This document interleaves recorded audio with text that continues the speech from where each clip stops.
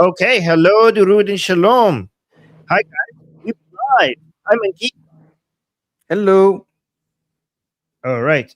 So guys, I don't know, Monkey, did you see me and Ali? Ali showed us a video last night on the stream regarding people within the poor regime, people within the Iran are gathering gold to assassinate President Trump and Prime Minister Netanyahu. I got a different angle with English subtitles of that video. But did you see that we showed that yesterday? I saw some things. I did not get to see that particular Okay. event, so I really want to see that. That sounds Okay, yeah. I fascinating. wanted to get your reaction because this is a threat against your president, and so I want to see what you think about this, right? So this is one of those street gatherings of pro-regime people that has been happening for the past, I don't know, 3 months now. And basically this is in the city of Veramin. They're saying that we're pulling jewelry. Everyone is donating their gold, like women are donating their gold, and they have 100 kilograms of gold, 100 kilograms of gold reward from their city of Varamin, just one city, to anyone who will take the life of either Trump or Netanyahu. But YouTube, we're not encouraging this. This is news. We're basically sharing the news. So don't come at us like we are against this. This Yes, is we bad. This know stop. that Yes, this will go to make gold G strings. We know they're just going to keep the money, but it is a very daring proclamation and very dangerous. So it still needs to be very checked. dangerous. So look at this. I don't even know how is it. I think they're full of crap. They believe that all of Iran will ultimately provide a future assassin. No, with 100 kilogram reward, not with that. So let me see actually if it was 100. So let's listen to this from the beginning to end, and you guys could read the subtitles.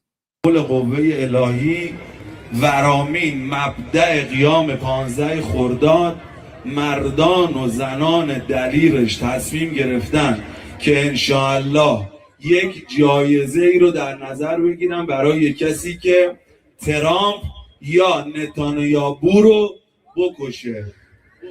جایزه اون فرد از طرف مردان و زنان ورامینی 100 کیلوگرم طلاست. 100 کیلوگرم طلاست. 100 کیلوگرم طلاست که این کار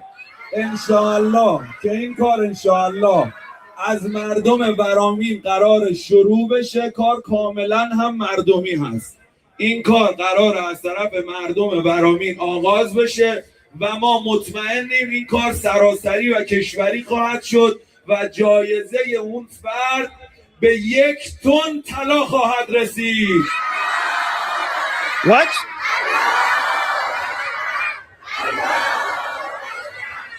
ایشالله به زودی این خبر بیاد برای مردم ایران که ترامپ یا نتانیاهو سقط شد.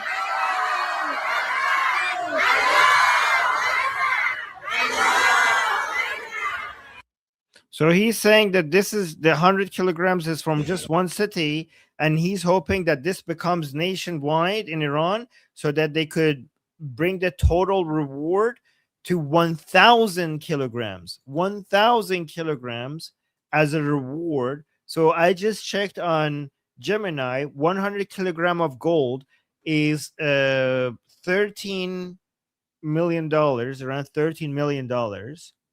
So a ton of gold, 1,000 kilograms of gold would be $130 million. So This does not make me happy. This does not make me happy at all. But you know what? I got to look at the bright side. The bright side is they should stop negotiation. I mean, this person is probably not directly tied to the government, so this is just people talking crap on the street, right? They might see it as that, but I take it as a serious issue to be looked upon. You understand what I'm saying? Because one of the things that this does, even if this is foreign, this creates, what's called stochastic terrorism. yes. So this creates like triggers for nut jobs that might say, yes, I'm gonna go for it. You understand what I mean? Yeah, I mean, it is dangerous, and he's trying to make it very specific, saying that this has nothing to do with the government. This is like a people's project, right? Because he doesn't want to get accused of ruining. Like, he doesn't want government officials to come to him and say, like, yo, you're ruining the MOU, the negotiations. He's saying, like, oh no, this has nothing to do with the position of the government. This is the right of us, the people, or whatever, to do this, and we're just doing this completely organically, separate from the regime. So Well, to be the fair, Americans are not. Huh? he might still show up floating face down in his pool, though, right? Yeah. True. You might. But this is dangerous because we have had already so many attempts, assassination attempts at President Trump without this reward, right? So now we're getting this reward as well. So this is very dangerous. Like, this is going to tempt a lot of people, no?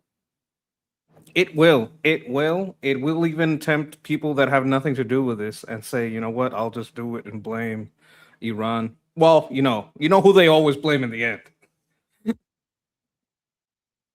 Yeah. I don't know. I hope this becomes viral news, because I don't know. Do you think? What do you think President Trump, if he, like, does he sees this, and what do you think he thinks of it when he sees stuff like this? Well, I think the Secret Service would inform him of this. I think that's very, very likely, or at least be very aware of it and look into any contacts that are, any communications at the very least. And as far as the media, it could go widespread, but it would be more the media that watches you, the media that watches the like the great Iranian streamers, Tusi, Goldie, you. There's more. Some of them related, like people now. Ali's starting to grow and stuff like that. But I would put those as the top three, and from there it might spread. We got a super chat from Fleshy Interloper. Thank you so much, Fleshy, saying happy Friday to liberation. I love that. Thank you very much. Liberation. Thank you. All right, so let me look at this. So you guys know, you know this woman, Bushra Sheikh? No. You know her? Okay, so she's I think Pakistani, who keeps defending the Islamic Republic. She came out recently. Now she's, let me see what she's saying in this video. She's now, she was in Iran, defending the Islamic Republic a few months ago, and now she's back in Iran, I think, for the funeral of Ali Khamenei. So a lot of Iranians hate her because she's been doing a lot advertising on behalf of advertising for the Islamic Republic. So let's actually listen to her here. Propagandist, exactly. I think she's getting paid. Hi everyone, I'm Bushra Sheikh. I have just arrived in Tehran in Iran, where I'm part of the press team, and I will be documenting and bringing you guys all of the updated news, what is going to happen in this procession, the funeral procession of the Grand Supreme Leader, former Ayatollah Khamenei, where 20 million people are expected to attend at this funeral. It will be taking place over multiple cities, beginning in Tehran and then ending in Mashhad over a course of 6 days.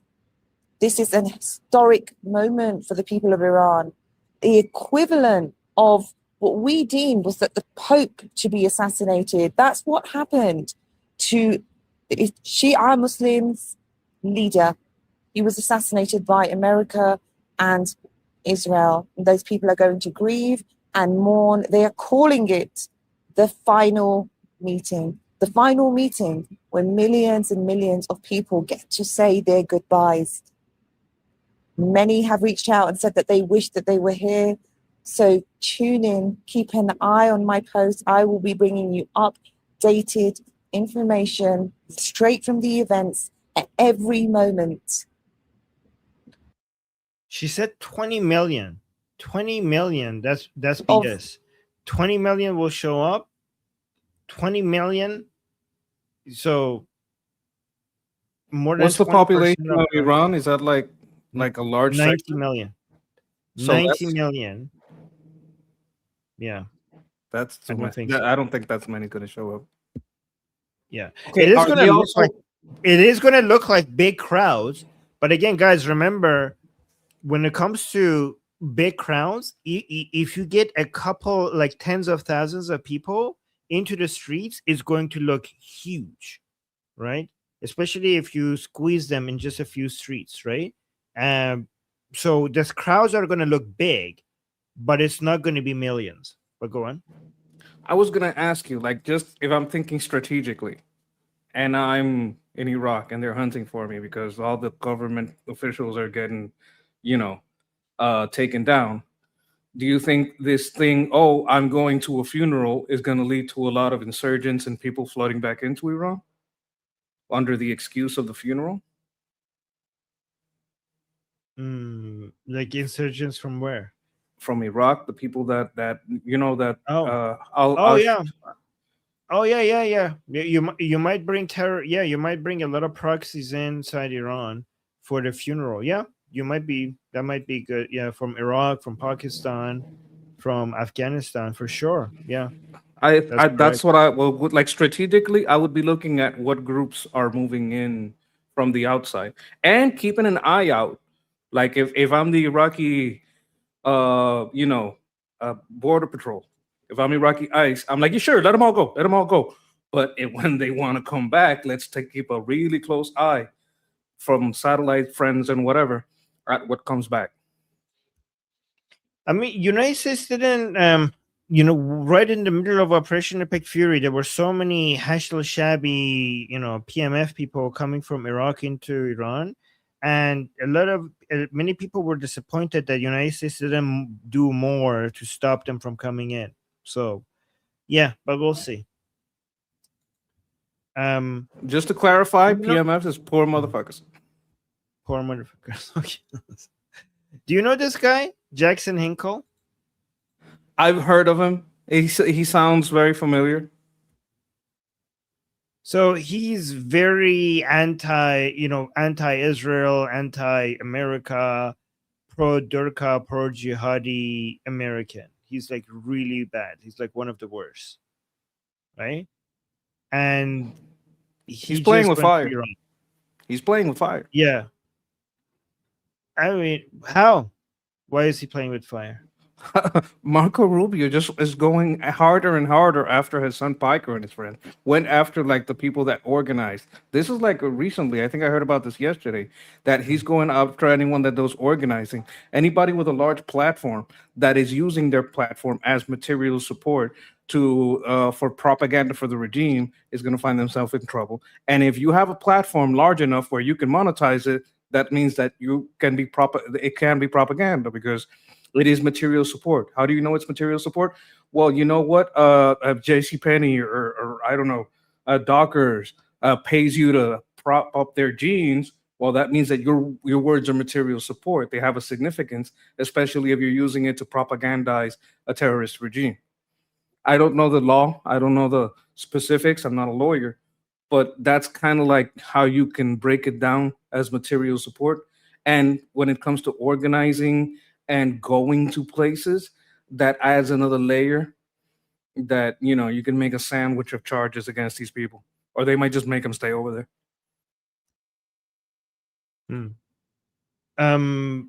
Anyways, people in the chat are saying that he did go to Nasrallah's funeral as well. So he's now in Iran for Ali Khamenei's funeral, and he posted this video of himself. I'll play it, but he put in the caption saying, "I arrived in Iran for the funeral of Sayyid Ali Khamenei." And look, he was in his picture, he's putting the Islamic Republic flag with the heart, but on X, he's forced to put the lion and sun flag. Look at that. Because X has changed the flag to the lion and sun flag. So he's kind of forced to use the lion and sun flag in his profile picture, in his caption. But in the video, it's the Islamic Republic flag that he's using. So this is good. It's good that there's no Islamic Republic flag on X anymore. So thank you, Elon, for changing that. That's pretty good. But let's actually watch his video saying what he's saying. I'm officially in Iran. I will be here for the funeral of Syed Ali Khamenei this week. And what can I say? It's absolutely beautiful. First impressions. Lots to see. I'm a This is so ridiculous. Like this American is like in Iran for the funeral of Ali Khamenei. Like what the hell is happening here? Look, if he's getting money from them, if he's getting a cushy hotel from them, if he's getting any amenities, anything that can be seen as something expensive that you're getting for them for free, like free caviar and free expensive meals, he's screwed. Do you think he's gonna? There will be legal consequences to what he's doing. Like this is Okay, let treason. me ask you something. When he went to the last funeral, was it under Trump or was it under the previous administration? Which funeral? Nasrallah? Yes. Oh yeah, Trump. Trump. It was under Trump and they did nothing? Wait, when was? Yes, I think guys Nasrallah's funeral. Yes, it was under Trump. Yeah, Okay. nothing. Yeah. Maybe they weren't working that angle yet. Maybe they'll just stack that case on this one and just keep stacking charges. I wouldn't bet. Okay, I'd bet $20, but I wouldn't bet 50. Yeah. Okay. Is it? Do you think it's justified to Because what if somebody says it's my free speech to support whoever I want? No. Well, free speech has limits, and no. This is treason, right? Look, Well, as you're he's providing big. material support. If it can be deemed as material support, it's something separate from free speech. If you're propagandizing, that's not free speech. That's an economic action. You're like, it's not the same. Like, it wouldn't be treated the same, especially if these people are in active war or negotiations through war. If we have kinetic actions happening, it's an active conflict. So I don't think all the same rules apply, and I don't think the First Amendment. Like, these people are literally propagandizing a terrorist regime, designated terrorist regime. Look at all the trouble that. Do you think? Okay, let me put it to you this way: Hassan and friends are being investigated. Do you think he's doing at least as much as Hassan did with his propaganda stuff? If he's doing as much as Hassan did, then he would have the same type of charges. That's how I would frame it. Okay, let's let me read some super chats. Thank you so much, Amy. Thank you for the super chat saying, is the IRGC trying to promote the propaganda that the Immoral Guard is part of their crazy Muslim Brotherhood? I haven't seen that. What they try to do with the Immoral Guard, what they try to do is to pretend that they are Zionist spies for Israel. They're not real people from Iran. They're Zionist spies who pretend to be the Iranian people. That's what they do. Delegitimize? Yes. They basically deny the agency of the Iranian people. Every time somebody, Iranians who are against the regime, they try to act like the Iranian people are for the regime. Anybody within Iran that is against the regime is basically a Zionist puppet. That's their understanding of it. Right? Yes, that's Thank you, what Amy. they say. That's what they say. Yes, that's their propaganda.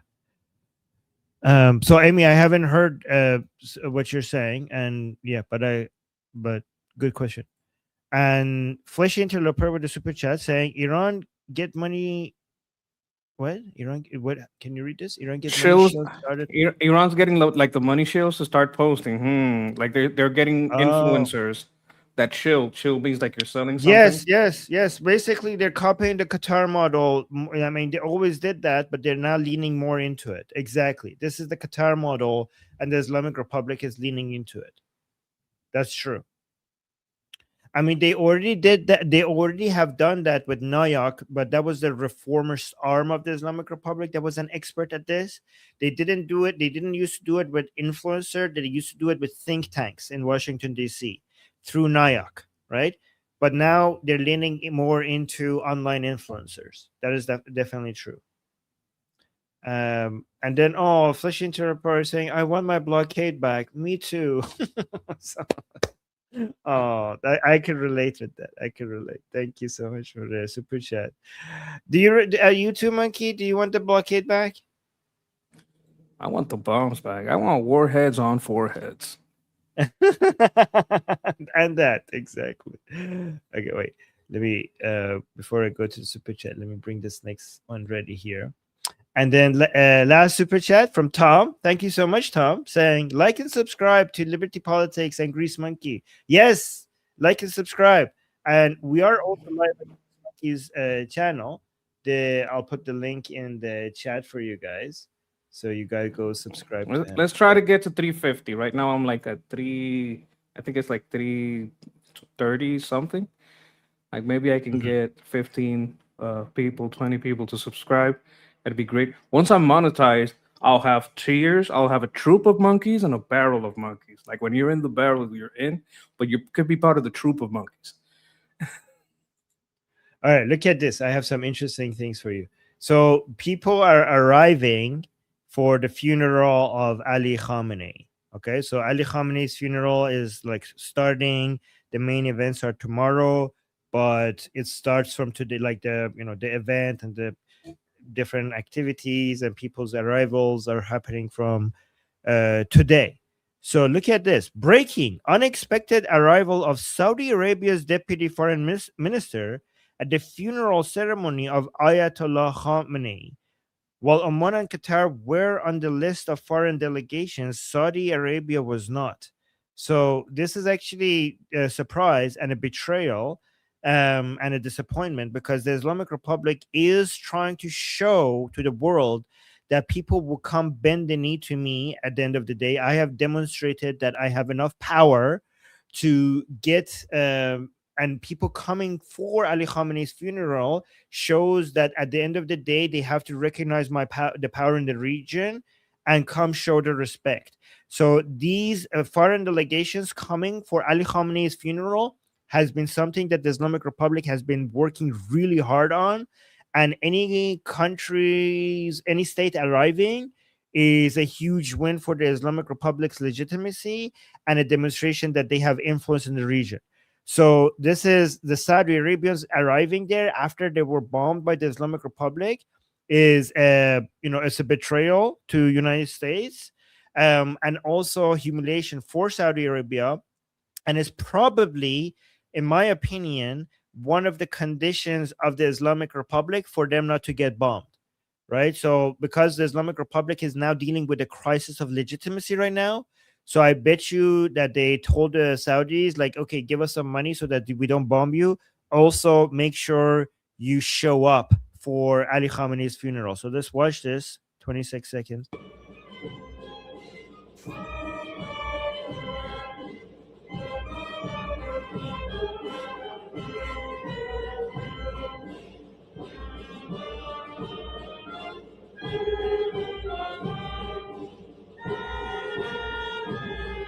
Okay, I have a question here. Wait, hold on, let the video finish. Okay, let the video finish, but go on now. Is that a bad band or is that song that bad? That sounded like Screeching Cats. Okay. Both probably. Yeah, that was embarrassing. You're right. Let me listen to it again.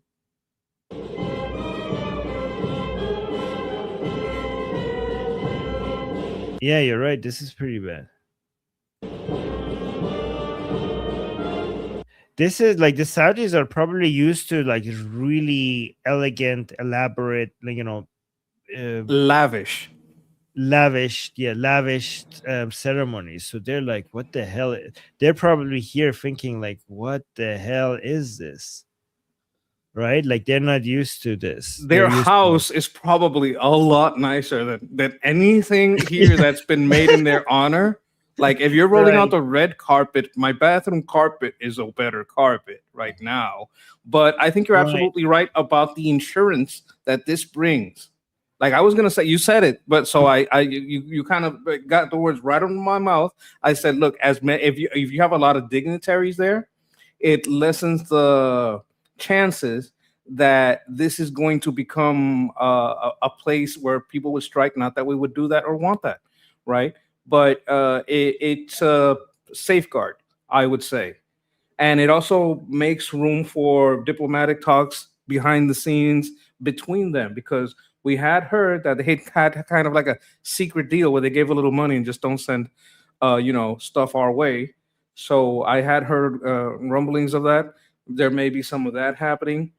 Or they may spy for us a little bit. I would hope they do that. We want to steel man and put the good side and the bad side of it.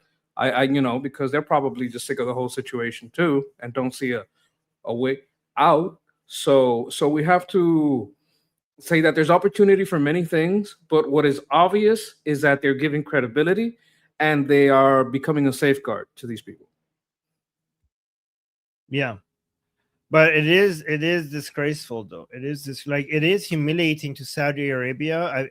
I think we should embarrass them that they bombed you. Like, they declared war against you, and you are so pathetic that not only you're not advertising your deterrence capabilities by aggressively move against, take an aggressive position against them. Instead, you're going there to kiss the ring. Or kiss the dead body. I don't know. Can I ask a question that's more like about Saudi Arabia? I have a little doubt because I know they have their religious belief, and there's like the House of the Saudis, like the family, and there's also something called like the Wahhabi, and they're more of the religiously inclined in Saudi Arabia, where I have heard, I could be mistaken, and I wonder what the relationship is between the Wahhabi and the Shia. I believe like Wahhabi are more Sunni. I'm not sure. I'm not sure about any of this. Well, I'll go just a quick 30-second version of it, and we could go into more details in the future, right? So just Walmart it down for us. So just so the Saudi Arabia is just a marriage between the House of Saud and the House of Wahhab. House of Saud is more interested in money, wealth, and power. House of Wahhab is more interested in Islam. They tried a divorce in 1979, and like all up until 1979, and because of the Islamic Revolution in Iran, and Wahhabis attacking the Kaaba in Mecca, the Saudis got terrified and they remarried, and they still united, and now they're going through their second attempt at divorce because House of Saud doesn't like the House of Wahhab. They want to basically let go of all of this Islamic mumbo jumbo and focus on making money. Wahhabis are Sunni, and they're very extremely anti-Shia. So that was a short version. That makes this even more weird and complicated, right?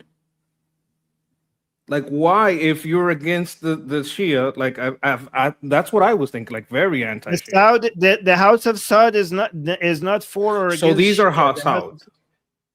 Yeah, they're just for making money and stability, and to just make more money, right? These people are just want more power and money. That's their religion. I thought these people were like religiously inclined. Like, they may be a minister, but they're religiously inclined, and that's why they show up. But if they're working in the function of government, they're Saud. My impression of the House of Saud is that they hate Islamic mumbo jumbo because it gets in the way of making money. They're more secular minded.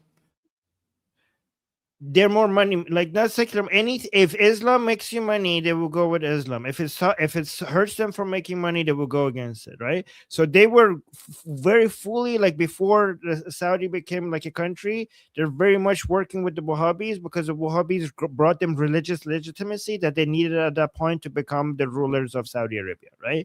So if Islam helps them to make money, they will use it. If it hurts them to make money, they will try to push back against it. All right. Oh, we got a super chat from I don't know. How do you pronounce this? Delphine Ramos. Thank you so much for the super chat, saying they've been asking to kill our president and all of us in the USA because I don't know what that is. Because they can't. They are weak. They're asking somebody else because they're desperate. Yes, and it is dangerous to put a reward because that's very true. The Islamic Republic is very pathetically weak when it comes to getting these things out.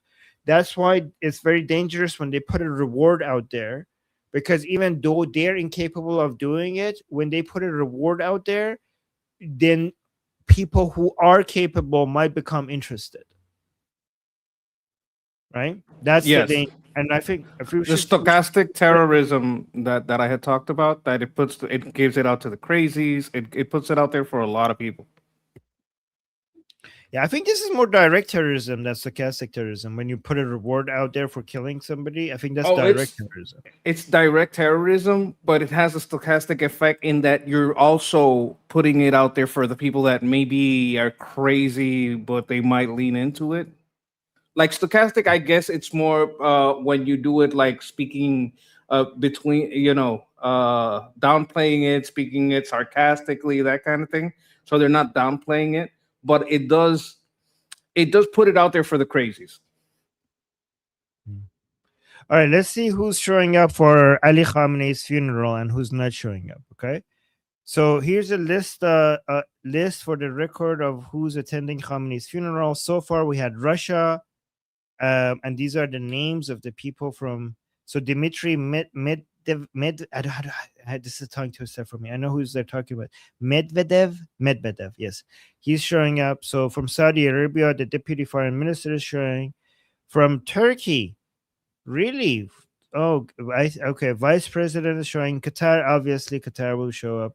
The Shura Council delegation is showing up. India, God damn it, not good. India, we're not happy with you. Why are you sending? So, political, religious, civil society delegation. India, that's not good. This is bad. You shouldn't have done that. Yemen, obviously, the Houthi delegation is showing. So then there are social media figures also being tracked. So from United States, Jackson Hinkle is showing up. We showed the video of him. From the UK, that Pakistani woman Bushra Sheikh was showing up. From South Africa, I don't know who this is.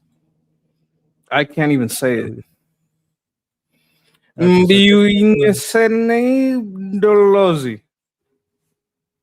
This guy. Okay, I don't know who this is. It's an influencer. So yeah, that's not good. Wait, I thought Pakistan is showing. Where's Pakistan? I'm pretty sure Pakistan is showing up. Yeah, the Pakistan should be on this list.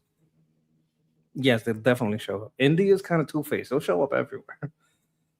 Yeah, India. What are you doing, India? What are you doing? Okay, here's a tragedy. Like, I mean, here's a good reason for never, ever, ever to support Ahmad Massoud ever again. Ahmad Massoud is showing up. This is disgusting, guys. Do you know who Ahmad Massoud is? So Neil Berg is pointing out this. Ahmad Massoud, son of the Afghan warlord Ahmad Shah Massoud, is in Iran. This piece of SHIT was promoted as some kind of a savior to combat the Taliban. Turns out he's just another Islamic regime pawn like all the others. Yep, so screw this guy. Let me actually go to see what this caption is saying. Yeah. So Ahmad Massoud, son of... Okay, so they're just swearing at him. At the ceremony, these are Iranians swearing at him. Ahmad Massoud, son of a whore, at the ceremony burying Khamenei's carcass. Ahmad Massoud, leader of Afghanistan's National Resistance Front, was seen at the ceremony for laying to rest the carcass of Khamenei. So yeah, so many Iranians are pissed off at him, saying like, "Oh, this guy is always seen as a freedom fighter against the Taliban." So let's actually watch his video. ولا تحسبن الذين قتلوا في سبيل الله. Oh, shut up. قتلوا في سبيل الله. They're reading a Quranic part regarding killing in the name of Allah. But anyways, do you know this guy, Ahmad Massoud? No, I'm not aware of him. I like the Taliban. That's pretty messy front. Is this guy? So these people, they're basically doing diplomatic and state stuff. This is not at all religious. Yeah, no, this guy is supposed to be a freedom fighter that Americans would support against the Taliban, but now Americans should now see his real. So this guy goes to America a lot, and tries to raise funds for his army against the Taliban, right? And now this should be used forever to tell Americans, don't support this guy because he supports your main enemy, which is the Islamic Republic. Because he's always in, Washington and in Europe saying like, yeah, give me money, I'm raising an army against the Taliban. But now this should all forever be used against them to never get money ever again. I don't know why he would do that, because they're not going to give them. I don't know, but do you think he was going to get money from that against the Yeah, actually, Taliban? that's a good point. What is his calculation? Why is he there? That's a good question. He might be looking for money. Like, he might say, I might bring my troops over to help. Like, no, he's pretty far. He'd have to go over Afghanistan to get there, right? Or how close is he to the border? I'm thinking about the Tehran map. right now. He's in Tehran. I think he's in Tehran right now. No, but his forces. So his forces are in northern Afghanistan. Okay. Right? I don't understand the calculation. Might be money. Might be, I'll give you legitimacy. Give me some money. Yeah, I don't know why he's there. But anyways, he's a traitor and he should be remembered for this forever that he did this. Oh, we got a super chat saying, "This is the best funeral to make a cutlet buffet." yes, Sarah. Good. Actually, now that you mention it, we have more. So let's see who's here in the funeral. So it says, who would have attended Hitler's funeral? Pakistan's Prime Minister Shehbaz Sharif, Army Chief General. Oh, see, I knew it. I knew Pakistan would show up. Army Chief General Asim Munir and their delegation paid respects to Iran's late Supreme Leader Ali Khamenei. When leaders show up to honor evil, the world should take notes. Pretty good point. Let's see. Oh, see, I knew Pakistan would be on the list, and this is them.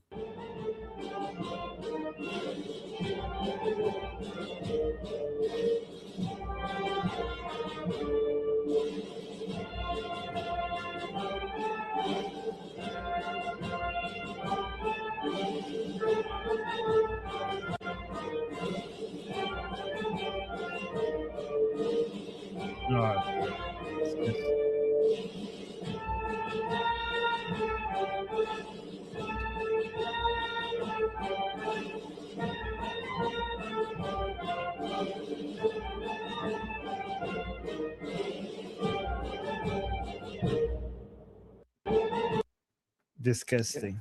It still sounds like they're skinning cats. Oh my god, yes. So now, speaking of a good place for cutlets, these are, let me show you the next video, guys. The main funeral event is going to be tomorrow, but today is about foreign delegations showing up and showing their respect before the main events for the funeral tomorrow. But here, so okay, hold on, let me go. Yeah, so this is Iranian clerics and officials pay their respects to Ayatollah Ali Khamenei's coffin at the Grand Musalla Mosque in Tehran. No sign of his son Mujtaba Khamenei, the new supreme leader of Iran, yet. So that's actually a good point. Where the hell is Mujtaba? Right? Schrodinger's Ayatollah. Yeah, like all of the most important people in the world that the Islamic Republic still has a relationship with are showing up, and the new supreme leader is not meeting with them. Most people are gonna say like, okay, come on, like he's dead. Like what he would have to, like if he's alive, he would have to show up for at least this. You can't have the excuse of security concerns, because you would have maximum security for foreign delegations. Like you have the prime minister and General Munir of Pakistan there. You have the foreign minister of Saudi Arabia there. So if there's any security issue, you will have max security measures for all of these people. So you should have no problem bringing Mujtaba out here. So why is he not out here? Well, if he's in a hospital, they should visit him at the hospital. Somebody in these delegations should be able to talk to him, right? Well, he might be afraid that they'll reveal the location or something. But I mean, that was you distrust them greatly, and I wouldn't trust them either.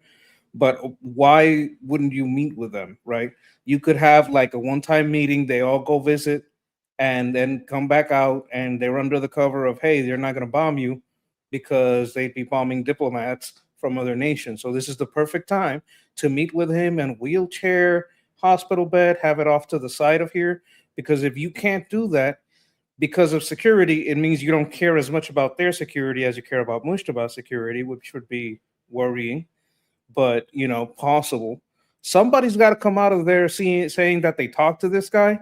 And if they don't, I'd be even more suspicious. And if he doesn't show up, at least at a Zoom call, the first Zoom funeral, you go, oh, I pay my respect. From the waist up, he's very well dressed in his garb. From the waist down, he's in his boxers, right? Because he's at home. I don't know what's going on here. Is this going to be a Zoom funeral? Is the guy alive? It's Schrodinger's Ayatollah, basically. Well, somebody has to have seen him. Out of all these dignitaries, somebody's got to talk to him, because how are you going to have a diplomatic relationship with basically, Twitter, with basically someone told me? I mean, somebody's got to have some direct talk with him, talk to him on the phone or something. I don't know. This is so odd. But the more time goes on, the more this is Schrodinger's Ayatollah. Yeah, sure. Yeah, exactly. But yeah, let's look at all the people, the mullahs and everybody who's showing up. So hold on, let me put ooh, these are important people. These are family. This is the highest ranking mullahs and family members and religious people within the Islamic Republic. There's no music playing for some reason. The band is resting. Okay, there's no song, so I'm just gonna wait a minute. So they even brought wheelchairs. Why isn't Mustafa there in a wheelchair? Yeah, look, this guy's in a wheelchair. You're right.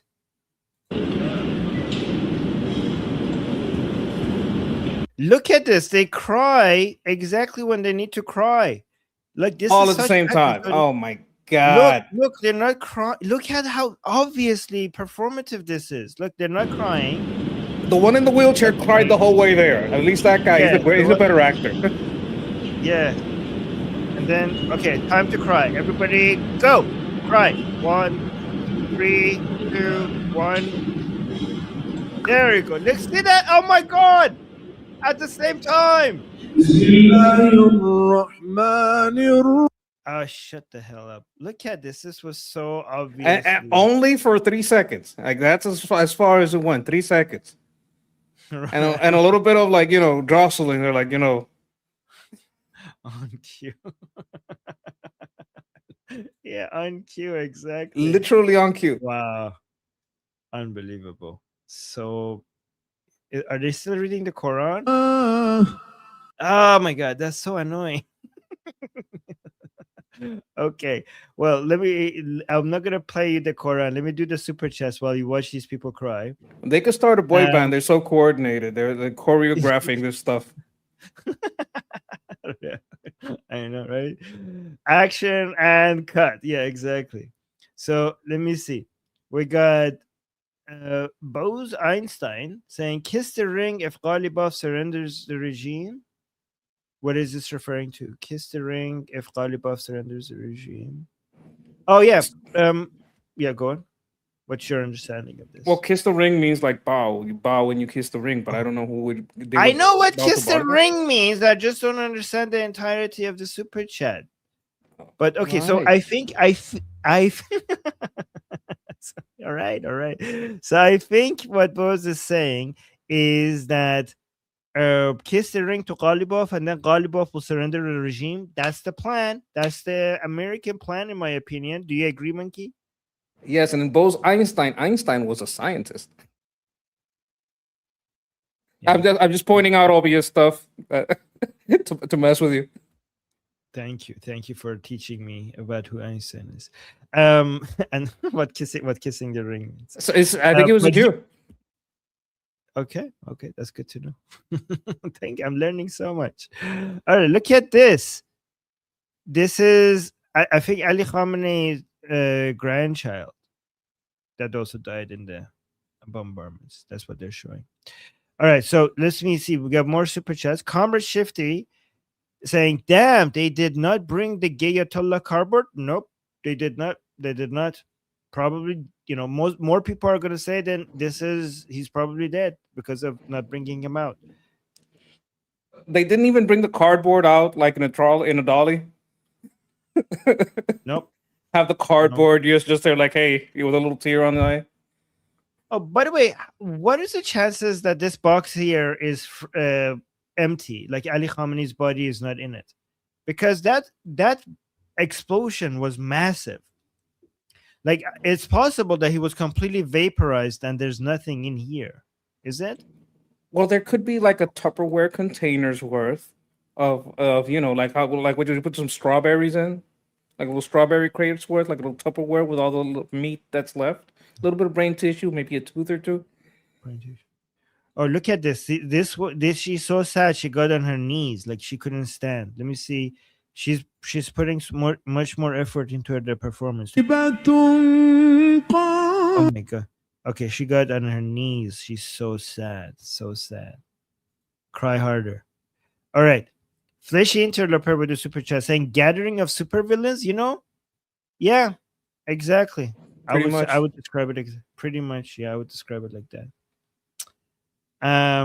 Also, Fleshy Interloper is asking in the chat, fragile peace deal in chat.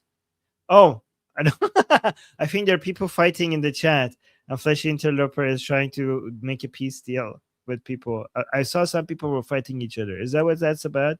Yes. No, Fleshy Interloper. First, you have to get them to sign an MOU, and then we have to go with a very fiery ceasefire period, and then maybe after 6 days we'll have a peace deal. We'll see. But yeah, get an MOU. Fleshy Interloper, you're in charge of getting an MOU signed in the chat between whoever's fighting. And thank you. All right. Is this still going? The crying is still going?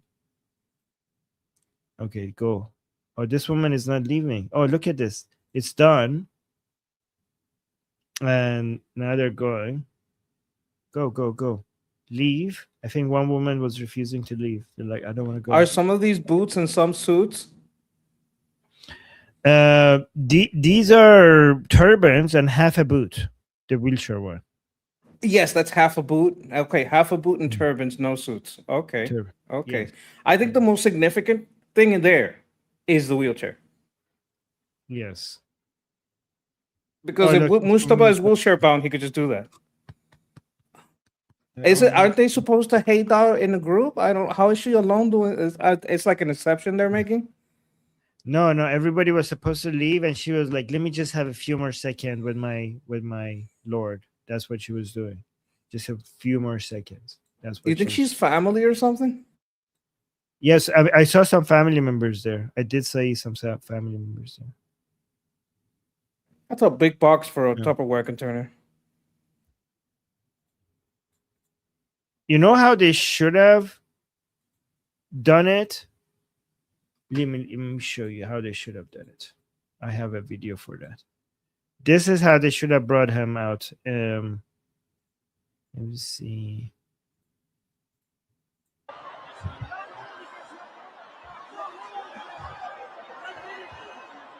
اصلا نمیشه باورم که دیگه نیستی بینمون قصه یکی دوتا که نیست تو رو گرفتن ازمون. Hey, that's good. That was I liked it. That's pretty good. That was exquisite.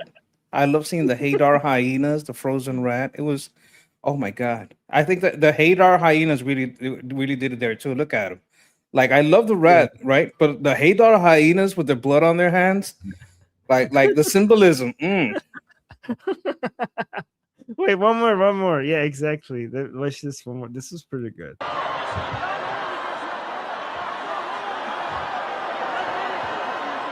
اصلا نمیشه باورم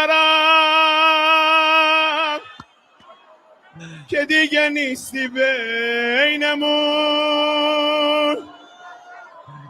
قصه یکی دوتا که نیست تو رو گرفتن ازمون.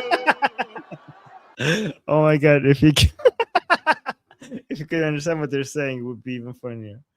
Oh my god. Okay, we gotta. Oh, share this in the chat. Okay, Amy, I will share this. Amy is saying share this in the chat. Okay, I'll give you the link. There you go. Okay, that was pretty good. We got another super chat by Bose Einstein saying, to clarify, if Ghalibaf delivers as US wants, foreign leaders are bound to go there and kiss the ring of whomever is the current mafia leader for now. Oh, if Ghalibaf. Well, Are they going to the go talk to Golibov, or are they going to pay respects? Like, are they making a deal with the guy that's making deals, or are they going to talk right. to the boots? What's going on here? So that's a good point, Monkey. This shows that your understanding of the politics of the Islamic Republic is like high, because the people who are benefiting from showing respect to Ali Khamenei is not the Ghalibaf camp, because the Ghalibaf camp's benefit is for the diminishing of the position of the supreme leadership, right? Correct. Correct. Yes.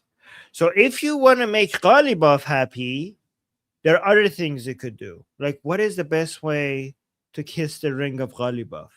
Send them money, honestly. You would have to have a Go- picture of these people sitting with Golibov in a meeting somewhere while they're visiting. If you have a picture Yes. of the Saudi delegation sitting with Golibov and the Pakistan Yes. delegation, if they're all sitting and taking pictures tonight before the funeral tomorrow, like, hey, that would make Yes. Golibov happy. That would appease their camp. That's what I would do. If I Right. was Golibov, this is what I would do. I would get these people to sit in a room with me. The people from India, from Turkey, from everyone that went to visit, that's a dignitary. I would also have them. Okay, you went over there, come over here too. Ooh, actually, that would be a great. That's very smart, Monkey. That would be a great contrast to the fact that they're not meeting with Mushtaba. So Mushtaba is missing, and he's not there to shake the hands of these important people. But Ghalibaf, as a representative of the Islamic Republic, is there, and they will come and shake his hand, which would be the equivalent of kissing the ring. That Like makes some sense. some head of state has to do it, and he can't. These people can't shake the coffin's hand. Mustafa, who God knows where he is, right? Allah knows where he is, right? So they got to Right. shake somebody up in the government's hand. Let them shake my hand. Like, who's going to go against that? It's hard. I Right. think they'd be hard pressed in this situation to and what are the streets going to do? Then the streets are going to be screaming to high heaven, because why are these people shaking Golibov's hand? It'll be a mess, but it would be good for Golibov. It would be. It would be. If Ghalibaf doesn't show up to be present as a receiving these people, to me, it shows that the people in charge of the funeral are pushing him back, and it also demonstrates more internal struggle between them if we don't see him. Not only that they can keep, like, if they don't meet, this is my theory, right? You can correct me. If Golibov doesn't meet with these people, not only means that the people are in power of the funeral, it means they control where the dignitaries go. Because if those dignitaries can go where they want, they might want to meet with Golibov, or Golibov might say, hey, you guys come meet with me. There might be some coordination. But if they do not, it might mean that those dignitaries are under the control of the turbans or something like that. I'm just putting it out there. Like, how much control would it show if they don't talk to Golibov of the visit? Yeah. By the way, Bose, great point, great interesting point. Thank you for bringing that up. Casey gave us a super chat saying, "Did they execute the band for being out of tune?" I mean, I'm not crazy. They were out of tune. It did sound like they were skinning a cat alive. They yeah, thank you, Casey. This makes me very sad. I love cats. Like my cat, my little princess. She's very pampered. I love my cat. It's only one, but she's my little princess. Okay, look at this now. Ali Khamenei's body has arrived at the Grand Musalla Mosque. This was from yesterday in Tehran. Yeah, this was yesterday. Oh, this was yesterday, right? The former supreme leader who led Iran for more than 36 years will now be honored across days of processions in Iran and Iraq before his burial at the Imam Reza Shrine in Mashhad on July 9th. So we have 5 days of this nonsense going happening, right? As many as 20 million people are expected to attend. Yet again, I don't think so. Well, I mean, 20. I don't think so. 20. If you're going to Iraq as well, maybe you're going to get more genuine people showing up there than in Iran. The people who show up there in Iran for the funeral, most of it is mandatory. We're already getting so many reports from inside Iran that the people are being threatened. Shop owners, factory workers, people in IRGC, everybody is being like, they're being threatened. If they don't show up, there are going to be consequences. So the population that you see showing up for Ali Khamenei's funeral in Iran is going to be fake. But I do think they could get a lot of numbers in Iraq. Like, I bet you a lot of people in Iraq are going to show up, and that is going to be genuine, the Iraqi ones.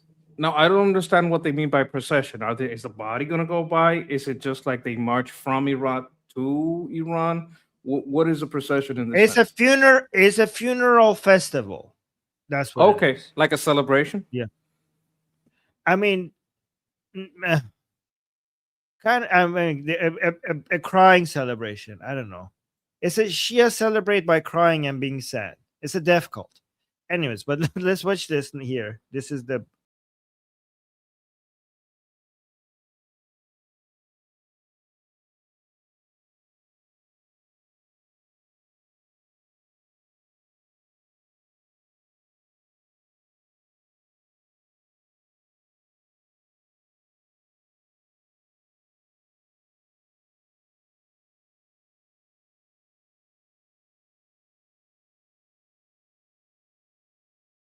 Making a lot of content like this. Why they're messing with her hair and her her hijab? I don't understand that. Let me see. They're trying. Oh, I know. Let me see. You're right. Hey, you better be modest. Wear your hijab right. Yeah. What the hell? So her chador fell, and somebody is trying to fix that for her. Okay. This is very idolatrous. Oh yeah. For people that kill people over idolatry, like Islam is very idolatrous. This is what Sunnis think about Shias. What you're saying, Sunnis have historically killed so many Shias because Sunnis consider Shias to be idolatrous. Is that how you say? I mean, I get it. Hey, I wouldn't kill anybody for it, but killing, yeah. I get why they see it that way. Not that their actions are any good. Yes. Look at this. This caption is very interesting. It's saying, if you're wondering why the coffin looks so light, it's because Ali Khamenei's body was vaporized and eviscerated in the U.S.-Israeli strikes. Look at this video. It does look very light. Oh my God! Goddamn with the music. Just give us the original. Does it? I've said it many times. It's just a Tupperware container in there. Is a Tupperware container in there? Oh my God! I saw an interesting. Look at this. Like the next video I have is kind of interesting. Hold on. Let me see. It does look very light, doesn't it? Extremely. They're holding it up with the tip of their fingers. There's so many people there that a bunch of them, they're just barely touching it underneath. They're just more rubbing it on the sides, like it's the lamp of the genie or something. You can see they're rubbing their cloth or kafia or whatever on it, right? You see that? Are they going to frame that kafia later? They're going to keep it, and whenever somebody needs blessings, they're going to rub it on their face or whatever. That sounds gross. Yes. So if your child is sick, they're gonna put it in it. So you see this cloth over here, because the body of Khamenei is supposed to be is holy.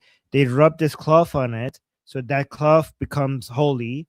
They're gonna put it in a special place in their home, in a box or somewhere, And sometimes when somebody needs a blessing or something, they're going to bring it up and they're going to rub it on their whatever. But aren't you literally cultivating the bacteria from everybody that put their hands on there? Oh yeah, for sure. Okay, so when COVID was a thing, right? So in Iran, many religious people, they go kiss the shrines of their moms, right? They go kiss it, and then the next person kisses, and the next person kisses it. So they spread a lot of disease like that. So during COVID, they were trying to get people to stop kissing the shrines because they were spreading COVID with each other. Like you kiss it, and then the next person comes kiss it as well, right? This is like these shrines are like a major disease, incubator of like all sorts of diseases, right?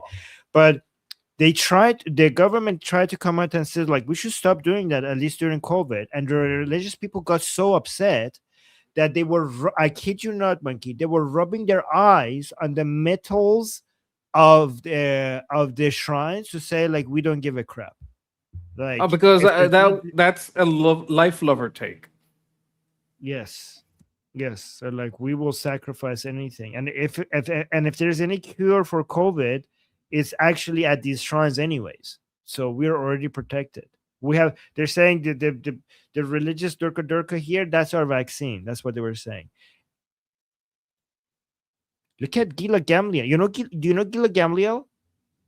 Not aware, but you know what? She's doing something interesting there to, what is that, the flag? Gila The Gamliel IRGC flag? Gila Gamliel is part of the cabinet of Prime Minister Netanyahu. Okay. And she is the most pro-Pahlavi part of Israel's government. Like she posts so much. She met with Princess Pahlavi, and she posts so much in promotion of Princess Pahlavi. And recently, every time she posts about Iran, she's tagging Princess Pahlavi. And she's like important. She's like an important person. She's like a minister. I forgot a minister of what. Oh, here. Minister of Innovation, Science, and Technology within Prime Minister Netanyahu's cabinet. So because of Ali Khamenei's funeral, she just posted this video. Let me see. She's saying everyone from the evil regime, their verdict is death. And then she keeps tagging Princess Pahlavi in all of her posts, which I love. And let me see her video.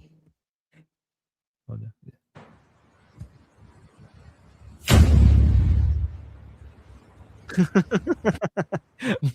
That sounds okay. I think Okay, it's thank also you. appropriate because I believe that strike that killed him came from an Israeli fighter, if I'm not mistaken. Yes.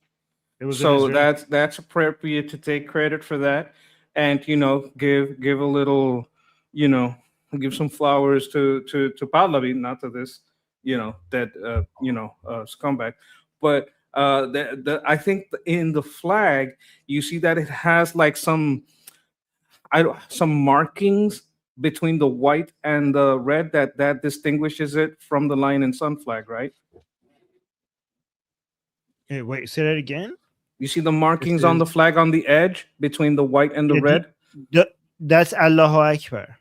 These markings are Okay. Allahu Akbar. So that definitely not the lion and sun flag. So she's being yeah. respectful to the flag because the flag that's there, Oh, that's yeah. not the real flag. That's the No. occupier IRGC regime flag, and stepping on this scumbag. I see it all very well. I like it. Yeah, Thank you no, very much. no, the Iranian people love her, and they love the fact that she's supporting Princess Pahlavi. So Like, she she's- met with she's- him. That means she knows, like, he's not just like morally correct and trying to do good things. He also seems like a very charismatic, charming person to talk to if you would ever meet him. Like Yeah. by what I see from the speeches. Yeah. No, but Iranian people are really love Gila Gamliel because she constantly supports Princess Pahlavi. Okay, so Iranians in Europe had a funeral for Ali Khamenei themselves. Look at this. So this is Iranians in Europe. And they look, it's a mouse.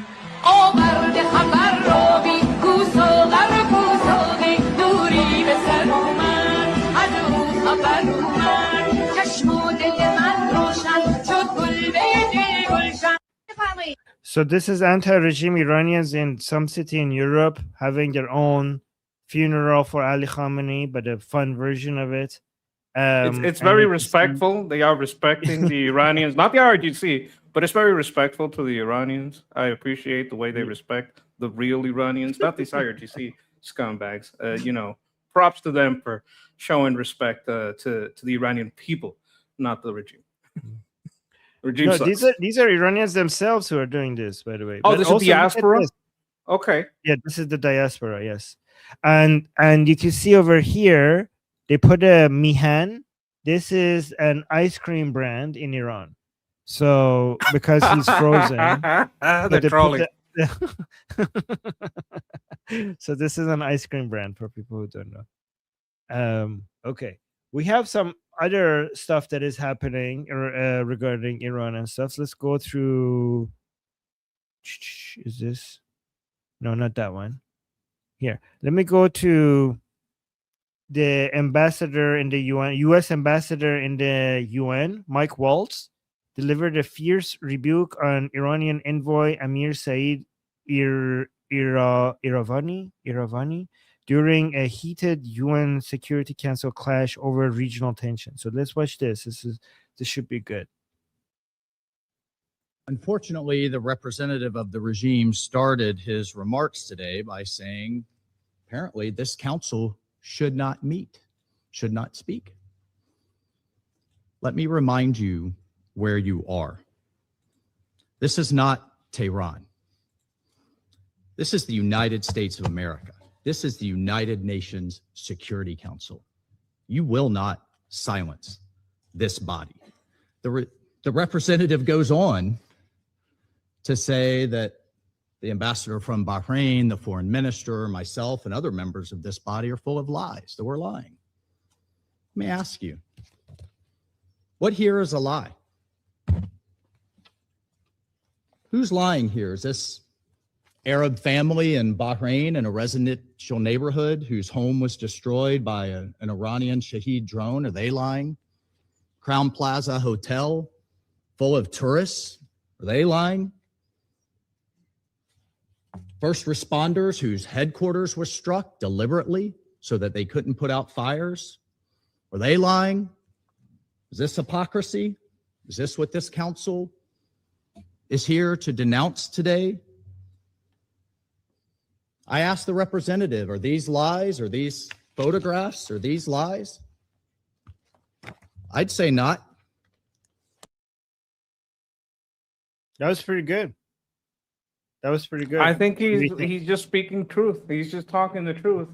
Personally, there's a lot of agency related to the UN within the UN. We spoke a little bit about UNRWA, but I you know what? Not only should they be defunded, they should be labeled a terrorist organization.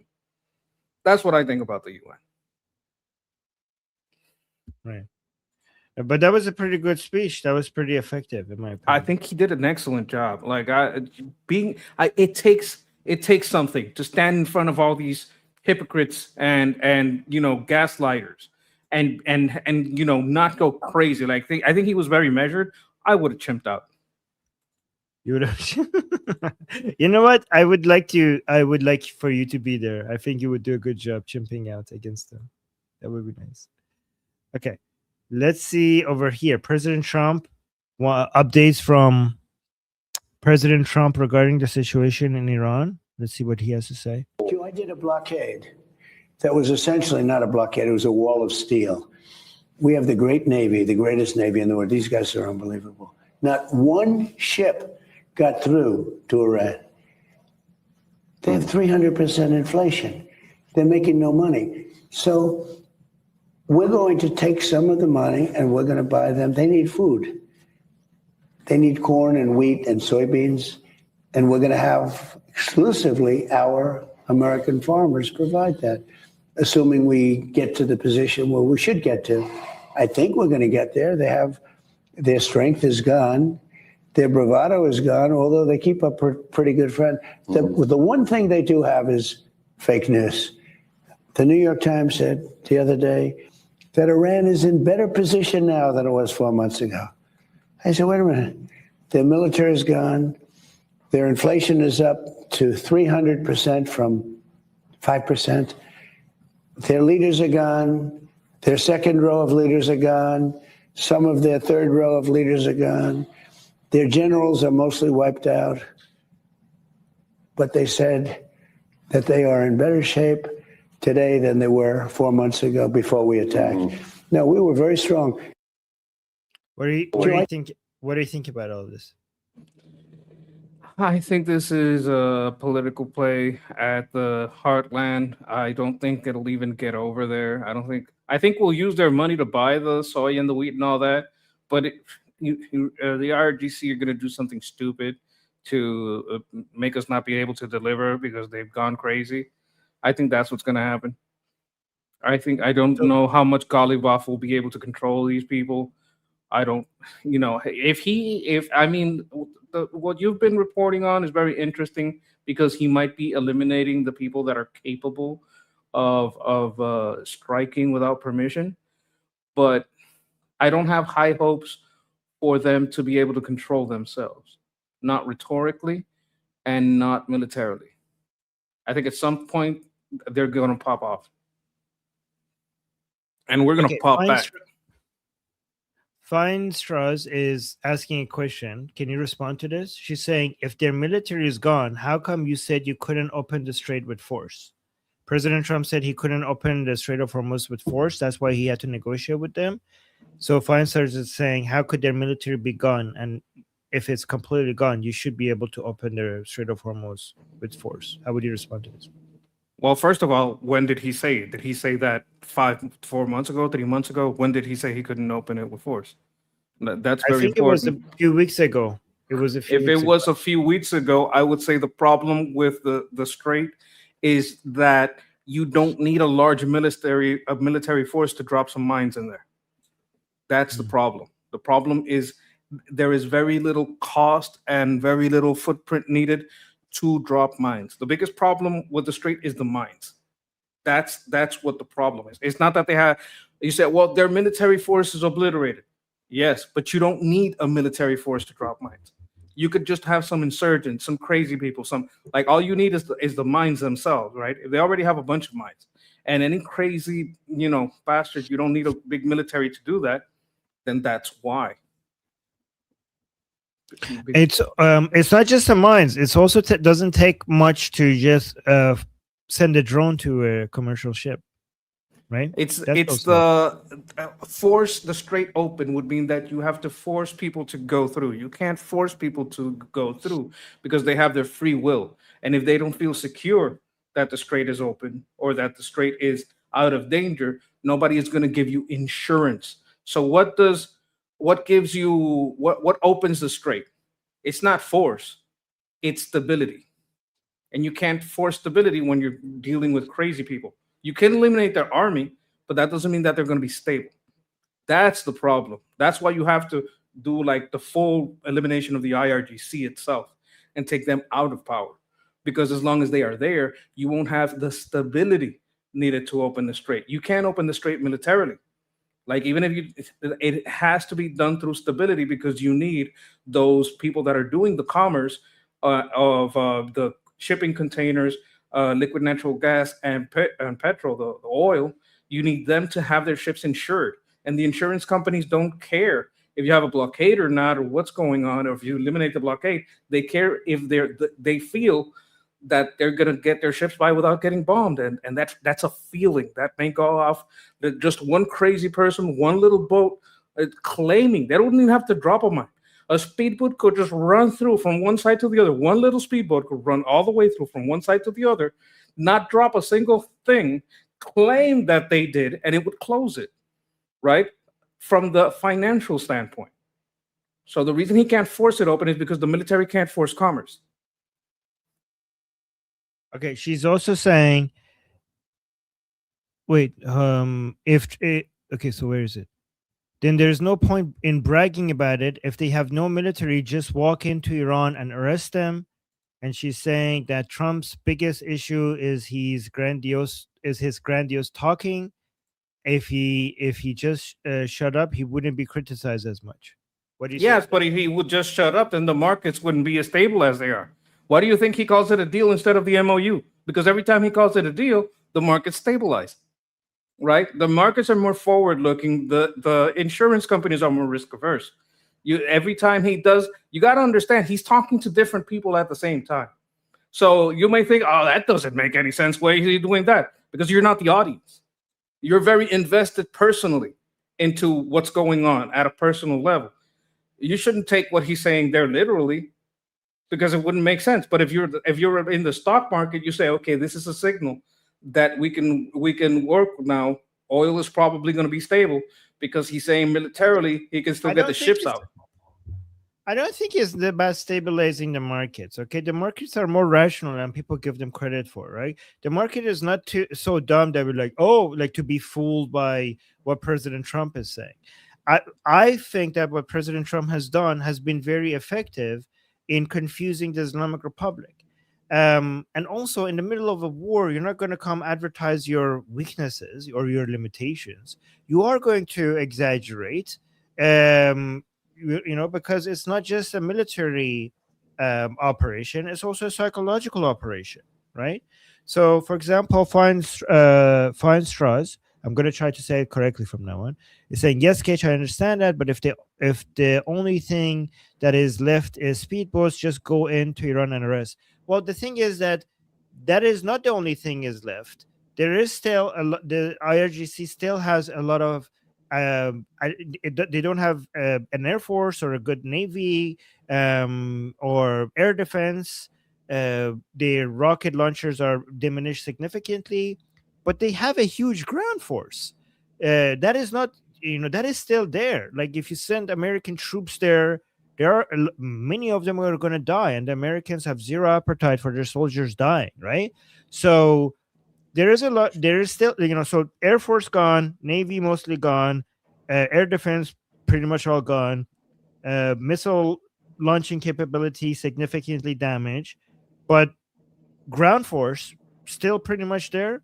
And and American citizens have no interest in doing an invasion like they did in Iraq.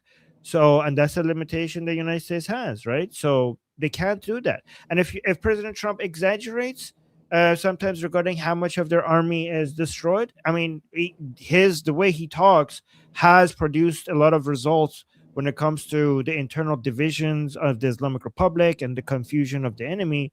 So it has worked. Look, as much as you say it's talk, when there's a 60-day paper of stability being signed, that does reflect on the market. You can't say, well, he said, there's what he says, but he's putting it on paper. So let me clarify. Okay, so there's two different things that we're talking about. I'm talking about President Trump's Truth Social post and stuff, right? I'm saying the market, right, looks at results, looks at supply and demand, right? They see what is actually happening. The ceasefire, obviously, that stabilizes the market because that has real effects on supply and demand, right? But I'm saying you cannot manipulate the market with just with some Truth Social posts, because the market sees the supply and demand. If you change the objective material realities on the ground, obviously that will stabilize the market, as the ceasefire has, because the ceasefire has increased the supply of oil, so that will affect the market. Exactly. But I'm just saying, yes, but I'm just saying you can't really manipulate the market. You might be able to manipulate the market short term, very short term, but the market is smarter than people give it credit. That's what I think. He's just putting it in plain English for people to understand. And militarily, if you're asking if you are demanding that our infantry walk into the line of fire and calling Trump a coward if he doesn't send us in, instead of our support, you're going to get our anger. If you were an Iranian flag, you say, why don't you just walk in there? What you're going to do is piss us off. And I'm not talking about me. I support Iran. But that kind of talk pisses people off. So you should just get the fuck up off that. No, should be fair to her. She's not saying just go in there. She's saying don't say these things that are not true, right? Let's be fair to her. She's not saying send your troops inside Iran. She's saying that if you can't send your, because she's saying that obviously there's more to the, like there's more left of the Islamic Republic, because if there was literally nobody there, then you would be able to send your troops in there risk free. If there was literally no military, then there would be no risk to American soldiers, and you could just walk in there like it's a walk in the park and just go arrest everybody. She's not suggesting I didn't say any names. No, I know, but we know what you're talking about. Okay, but I'm just saying that to be clear, her criticism is, which I disagree with, but I want to be fair to her. Her criticism is that President Trump is exaggerating regarding how much of the Islamic Republic has been destroyed. And I agree that he's exaggerating, but I think it's good. Like, it's the art of the deal. Like, it's basically his method, and it has produced results. So I just want to, even though I disagree, I do want to be fair to what she's actually saying. She doesn't want to put American soldiers at risk. Okay, so that's that specific person. In general, remember yesterday when you told people, hey, if you want people to say IRGC instead of Iran, don't demand it. Ask. Be respectful. Right? You want to win these people over. You don't want to be in their face making demands. And I'm just expanding upon that, not specifically in general, right? So I don't want to be boxed in this. You're talking to this lady and you're being mean. No. I'm speaking to any goddamn motherfucker on the motherfucking planet. Now you're misrepresenting me. I wasn't talking about being mean. I was talking about being. This is not about feelings and not being mean to people. Yeah, this is about understanding their position. I'm talking about being fair to their position. So don't. Yeah. To be that's that person's position. Like, okay, I'm not talking about that person's position. I'm speaking any motherfucker, not that person. Okay, I mean, if I have to say it 20 times, I'll tell you, not that person. Any motherfucker. If you're asking America for help, don't demand it, because the more you do that, the worse it will be for you. Like, you have people here. I'm here 3 times a day, every day, for Iran, for Israel, and for America too, because I think it's best for all of us, right? Every day. I don't take Saturday off. I don't take Sunday off. And I'm going to continue doing that, right? And I'm not stopping. But not everybody is there yet. And if you want more people to get there, it's better to you get more bees with honey. Yes, you do. You do. I agree with that. Anyways, let's go to the next video. But before that, we got 2 super chats. Comrade Shifty saying all it takes is 1 Durka on a dinghy to make a mess. What does that mean? Exactly. All it takes is 1 boat to get from one side to the other and claim they put a mine, and it's a problem. Yeah. Okay. That sounds good. That sounds funny though. 1 Durka on a dinghy. Okay, I like that. You know what? That's a good way. All it takes is 1 Durka on a dinghy to make a mess. Hey, Comrade Shifty, did you came up with that? That should be a quote. I like it. We should frame that and put that somewhere. Like, all it takes is 1 Durka on a dinghy to make a mess. Love it. That's so good. Casey with a super chat saying time to use the discombobulator. Yes, bring it out. We haven't seen that. Was last time used in Venezuela. Is that the one that you turn it on and people start falling on the ground and bleeding from their nose and ears? Is that the one? As I understand it, every orifice, yes. Yes, every orifice. Okay. Yes, please use that in Tehran against these Durkas as well. Anyway, let's see what President Trump's saying here. Them are really big ships. And in a way, they had courage going out. But our Navy took them out. We escorted them out. And nobody knew. The lights were off. Everything was off. Everything was silent. We blew up Iran's radar. They had no radar. They still don't. We blew it up again the other night. They had a nice new radar set. They were all set to go. And we blew it up last week. They have to start all over again for a 3rd time. Them are really big ships. I love this one. It's like that we blew up the radar and they made a new one. They had an unboxing moment. They were opening it up, fresh new radar. Everybody was excited. They were like, oh my God, look at this. It has that new radar smell. It's so beautiful and shiny. And then we blew up their new radar as well. So this, so this is good. Look, these Chinese radars are terrible. Oh, yeah. Ask Maduro. Yes. Oh, look at this. Isn't this beautiful? Brent is at 72, down month over month, down 18%. Great job, American U.S. Navy. Fantastic job. The WTI is even lower, probably.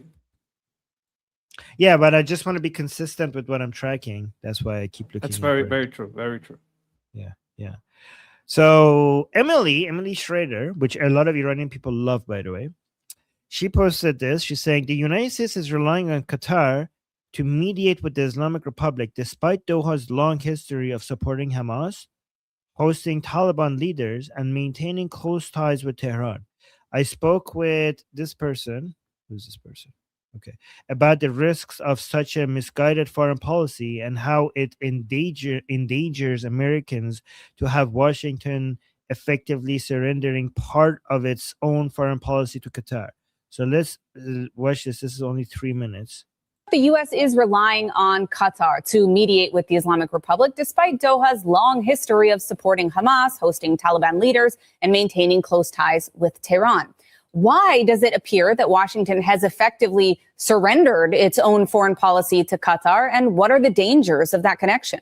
Every Qatari negotiated outcome is a failure for the U.S., whether it's Bo Bergdahl and the Taliban, with the Taliban prisoner exchange, whether it's the Hamas negotiations, and now once again Qatar is doing this interlocutor role, where its sole goal is to release billions of dollars to Tehran. Now, Iran is saying that they are not going to talk about the nuclear platform, they're not going to talk about the nuclear portfolio, and that Lebanese Hezbollah needs to be protected from any future Israeli strike. And those things are red lines for the U.S. To have Qatar involved is really bad. If we look at what Vice President Vance said the other day about how cool this is, right? This language about how cool this is to be able to talk to the IRGC. Everything he knows about Iran is filtered through a Qatari interlocutor or Iranian lobbyists here in the U.S. that for some reason, Trita Parsi and another guy that I know, Sohrab, who's done a 180, are advising the vice president on Iran, and he doesn't know, he needs to know more than what's being filtered through his Qatari interlocutors and through these Quincy Institute Iran lobbyists that have the ear of the vice president. Qatar is behind all of this. It will always act on the behalf of Tehran over the U.S., and it believes it has leverage with the U.S. because it has basically given money to, Jared Kushner, Witkoff, Trump's kids. I mean, Qatar being involved with this just means it's going to be a failure. Well, Vice President J.D. Vance has made, as you alluded to, several comments that indicate very clearly he is out of his depth when it comes to these negotiations. I want to ask you, how concerned should Americans be about the figures you mentioned, whether it's Sohrab Amhari or Trita Parsi himself? Why do we see that level of access? Wait, Sohrab, remember these names. Figures you mentioned, whether it's Sohrab Amhari or Trita Parsi himself, why do we see that level of access in the current U.S. administration from people who clearly are not sharing that America First value that the White House tends to focus on? Well, you hope it's a team of rivals, right? That the president's watching one argument from the Vance camp and the other argument, and hopefully he's listening to the other argument from Rubio. That's where you would hope, and I don't like to use hope in any of these conversations. That Trump is looking at the arguments, and every day the regime embarrasses the president. One day the president will say everything's going great, they've agreed to everything, and the next day we're conducting strikes against IRGC Navy assets that are trying to control the Strait of Hormuz. This access is being revealed. A lot of people didn't know that Trita Parsi and Sohrab had the ear of the vice president. They know now. A lot of Americans didn't like seeing the Qatari prime minister sitting at a keyboard with the vice president, telling him what he should say in the MOU or how we should modify an article. And Iran takes advantage of vague language. Iran takes advantage of caveats. The U.S. What do you think about all of that? I'll be right back. By the way, you give me your thoughts. I'll be right back. All right. Now, what I think about Qatar is you got to see the good and the bad. The good is with Qatar, as I remember, a whole bunch of Hamas leaders were at Qatar, right? If I could be mistaken, and they got hit with a missile and taken out in Qatar. If they had anything to do with giving up the intelligence on where they were, hey, that's a good thing, right? Now, do I trust Qatar? No. Would I have my talks there? No. What do I want? I want warheads on foreheads. So I have to separate my personal take. My personal take, start bombing right now, start bombing yesterday, right? That's my personal take. Now, if I'm going to try to steel man what's going on here, look, maybe the Qataris are trying to have more influence into what Iran does. Maybe they're trying to get a better deal, have some kind of power over this money. They just might be power hungry and money hungry. They might want legitimacy, right? Having talks here gives them legitimacy in the region. That might be it. Personally, I don't want any talks. I want to start bombing again. But if we have to talk about Qatar, they might have they might be seeking legitimacy and seeking power and money. They might just be greedy.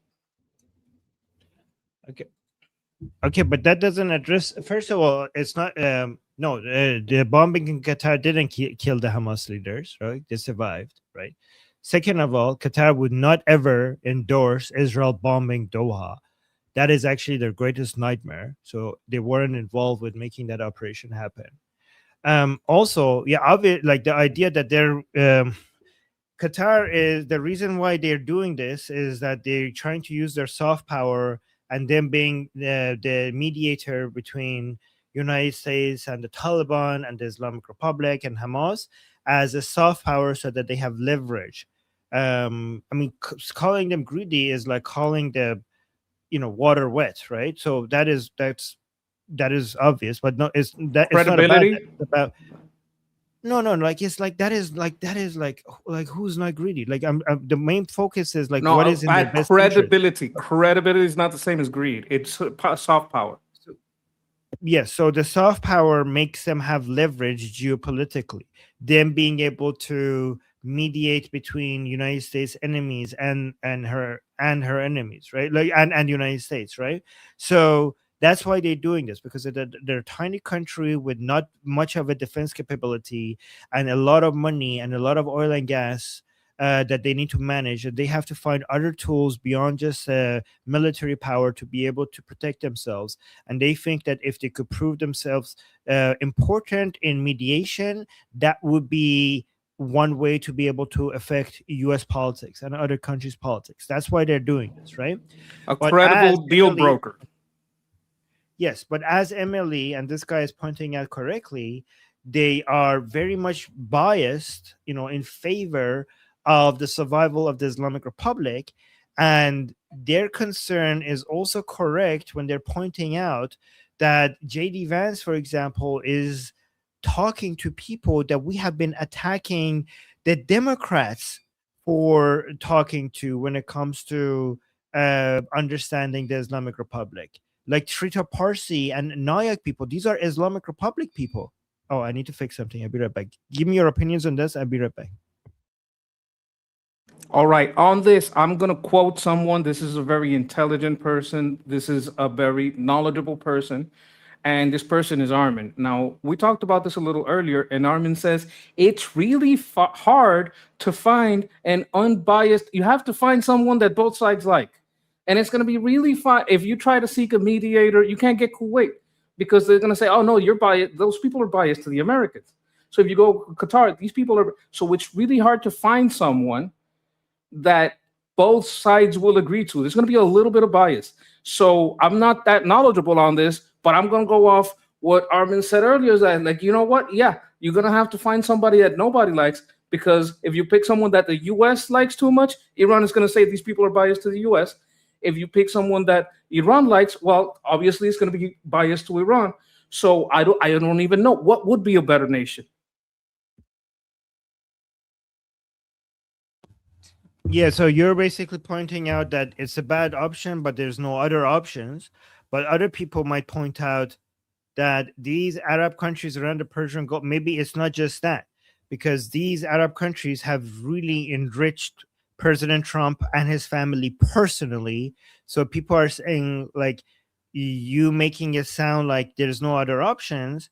But why are we? But how could, like, obviously, if the Qataris are buying this very expensive plane for President Trump, if the Saudis and the Emiratis are pumping up President Trump's meme coin and Witkoff's stable coin, President Trump just got $2 billion richer in his second term because of all of the, favors of the Qataris and the Emiratis and the Saudis.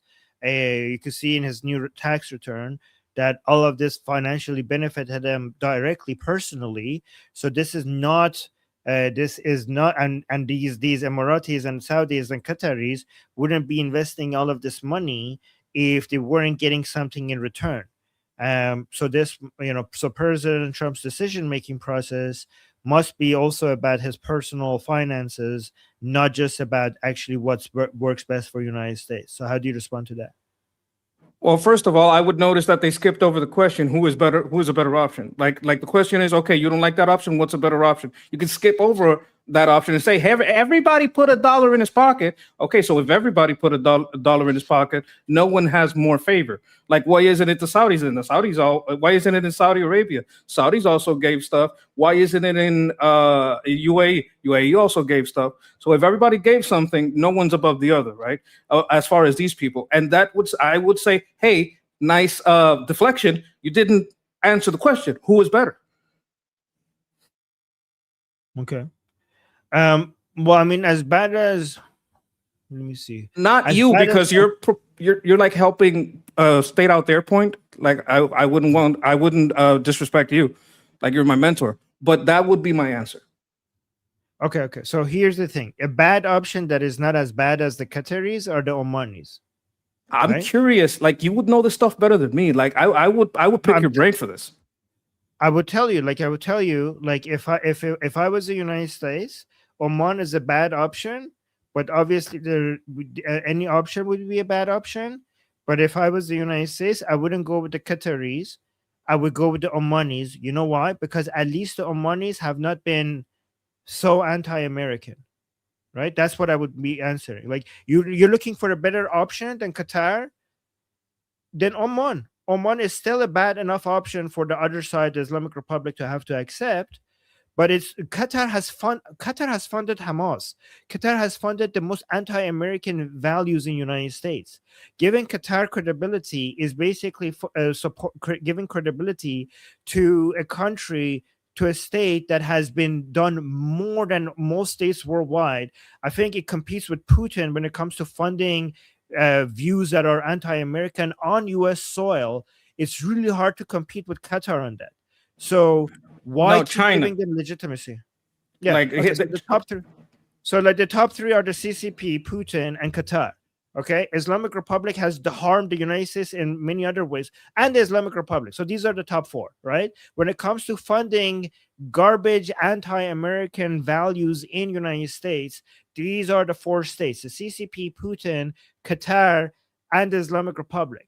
So why give them legitimacy? Why support that? You have Oman. Oman is still a crappy enough state that could be, biased enough, for keeping the Islamic Republic alive, for them to be accepted by the Islamic Republic. Why?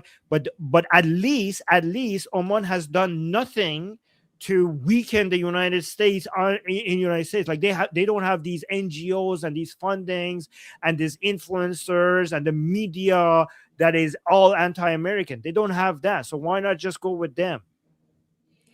Well, I'm going to give you, first of all, the reason I said China is because Qatar is far above Russia in their evil influence.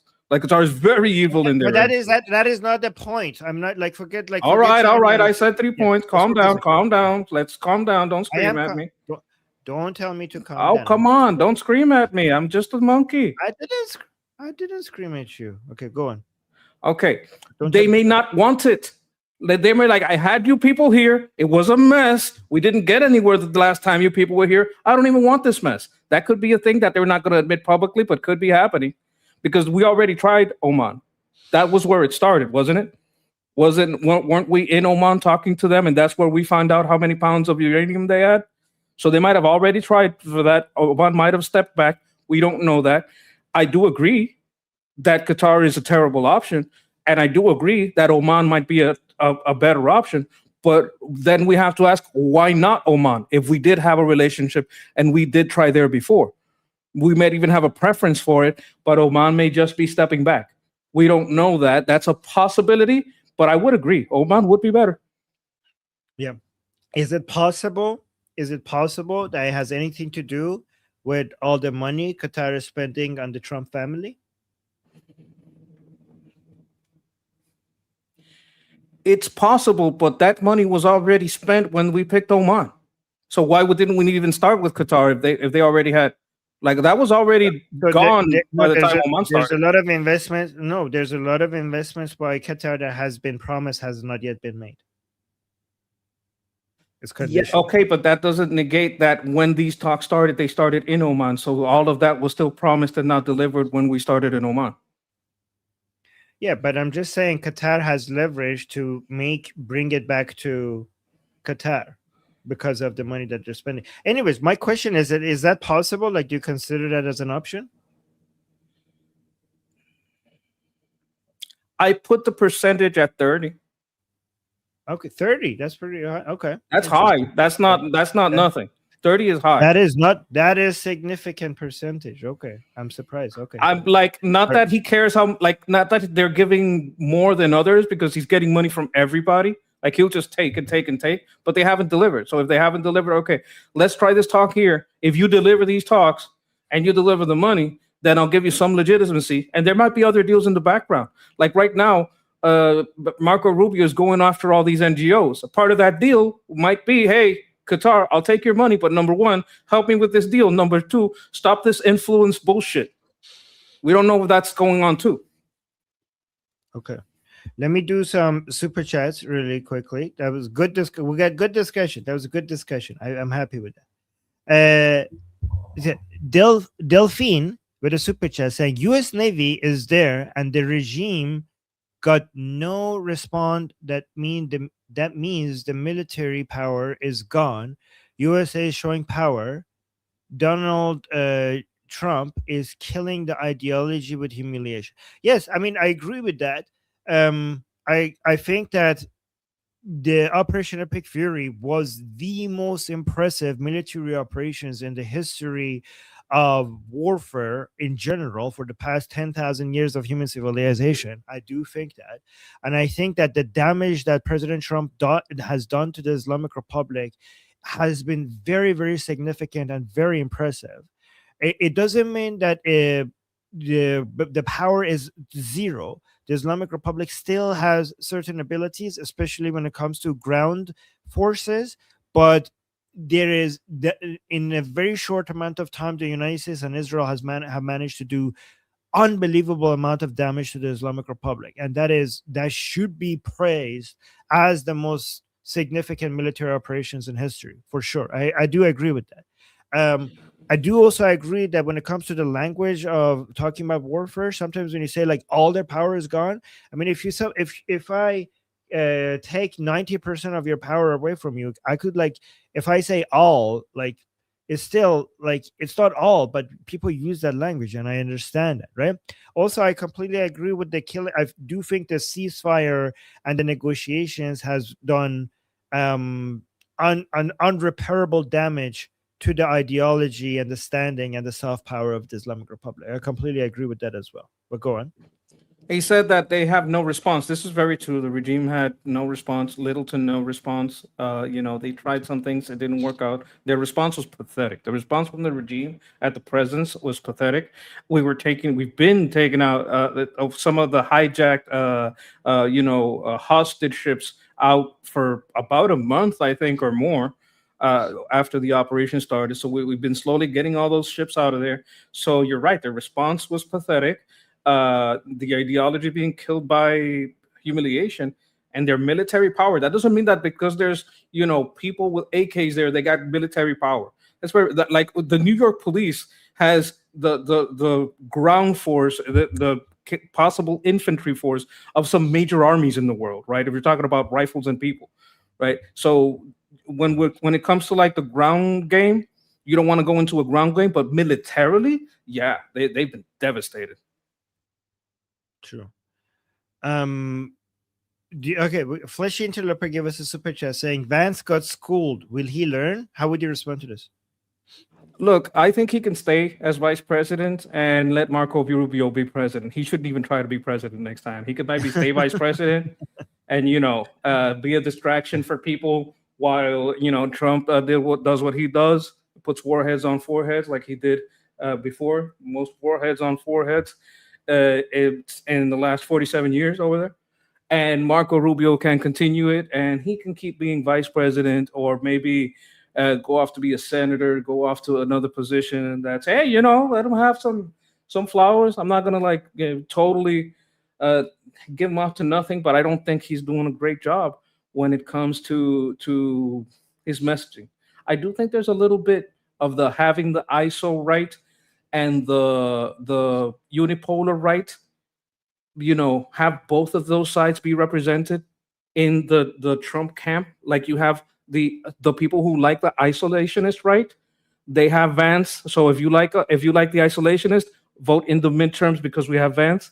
If you like the unipolar, we are the great power, right? Okay, you got Rubio. So I think there is like maybe a midterm play, like as a third, fourth tier layer to all this. But there's better ways to do that than what Vance is doing. Right. So look at this. You want to read this one? What harm does it do to let Vance continue talking and placating the Qataris, etc.? The point is nobody knows who's carrying the ball. It may be Vance, it may be Rubio, or it may be Admiral Cooper. It is a tactical weave. This goes to the point that we may be doing a little bit of rearmament. We may be waiting for the sandstorm season to be over. We may be repositioning troops. We may have carriers moving in. We may have a lot of things happening. Like these people are human. Like humans also need a rest. You can't have those people in that carrier over there. Like it's been 4 months. You can't have them out there that long. These people have families, they have wives, they have children. So that's why you rotate them out. And all that takes time. And this 60-day ceasefire MOU gives time for all those things. So does these negotiations. So it doesn't look like we're sitting on our hands. So we don't know what's happening. But I do understand what George Hansen is saying here. And you know what? I can see that point of view.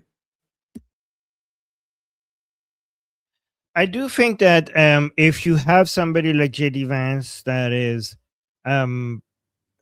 saying what we don't like, and we are the enemies of the Islamic Republic, and if those are his views, it is useful to the White House to use him as the good cop for the Islamic Republic. Like I don't like JD Vance's views, but if you have somebody within the White House that has those views, then you might as well use them as a good cop when you need a good cop, and then take him back and send Rubio as a backup when you need that.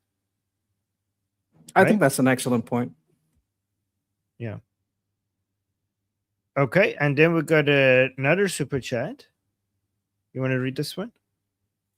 Hang my 3x5 lion and sun crown out the window. It's like talking about the flag for His Royal Highness. Latest call to action, Javid Shah, Payan de Iran. Thank you very much. I want to see a picture of that. Hezi my Hirshon. God. Thank you. Thank you. Okay. How big is that? 150 sun flag out of the window. It's 3 feet by 5 feet. No, I don't know. I wouldn't know how big is that. I have to look at the centimeters to understand the size. So it's like this big. Yeah. No, so I go by metric. I don't understand your freedom units. It's imperial. Are I those- mean, you know. Wait, how is it? How does freedom units called imperial? Aren't freedom units supposed to be anti-imperial? Oh, they started as imperial, but then we took them over and Okay. freed them. So no, so you shouldn't call them freedom units. They're imperial. They're anti-freedom. Look, hey, American Empire is great. We can call it the American Empire is the freest empire, so we could use both. Okay, and then we got another super chat saying, Armin, have you read what Thomas Paine had to say about monarchy in his book Common Sense? He was very much anti-monarchy, and I think, well, I mean, the experience with the British Empire gives you a bad taste with what monarchy is about. But I think that's kind of shallow, because common sense to me is to let the people make their own decision, and if the people want monarchy, that is common sense is liberty. Okay, so people think that monarchy is anti-liberty, but what if people want monarchy? Then liberty means that you need to have monarchy. Like if you have absolute monarchy, that's anti-liberty. I mean, it could be, right? A constitutional monarchy that the people have chosen as the structure of the government. If people want constitutional monarchy and you don't give them constitutional monarchy, that is anti-liberty. So I think the wisdom of the crowd always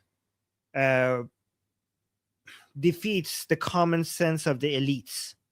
So the elites, with all their wisdom, think sometimes that, I mean, I love him, by the way, like that. I love Thomas Paine, all right, but to me, the common sense is let the people decide. To me, common sense means let the people decide, because the wisdom of the crowd in the marketplace of ideas always provides you with better solution for every society than a few philosopher kings want to decide what a few philosopher kings want to prescribe for their entire society.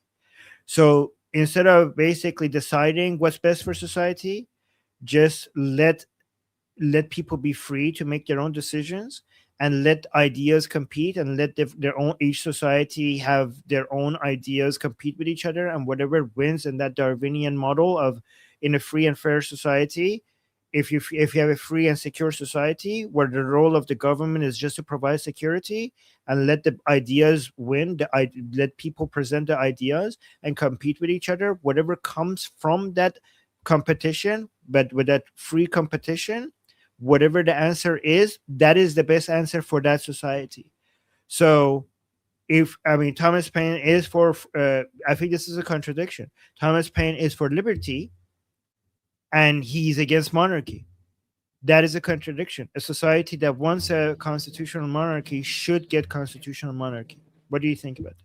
I haven't read his book, so I don't know, but I would ask, what's the context? What monarchy was he talking about? What he was experiencing at that time?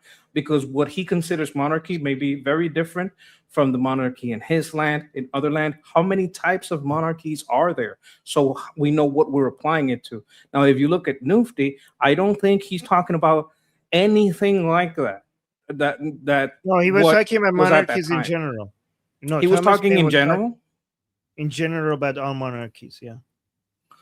Well, then I'd have to trust you on that. Like, I would say that the context matters, but also, as you said, if his main philosophy is that people should have the liberty to decide, then he would probably admit that if they decide on that was their decision, and if they want to change it, they should have the liberty to change it. Yes, and I also think that there are certain principles that works everywhere, right? But the structure of the government what works in America might not work in Iran, right? So there are certain principles that works everywhere, like liberty, secularism, separations of power, freedom of assembly, freedom of religion, and freedom from religion. All of these principles work everywhere, and they're universal. Okay, but the exact structure of your government, that might be what works in the United States might not work for Iran. What works for Iran might not work for the United States, right? So I think monarchy does not work for America.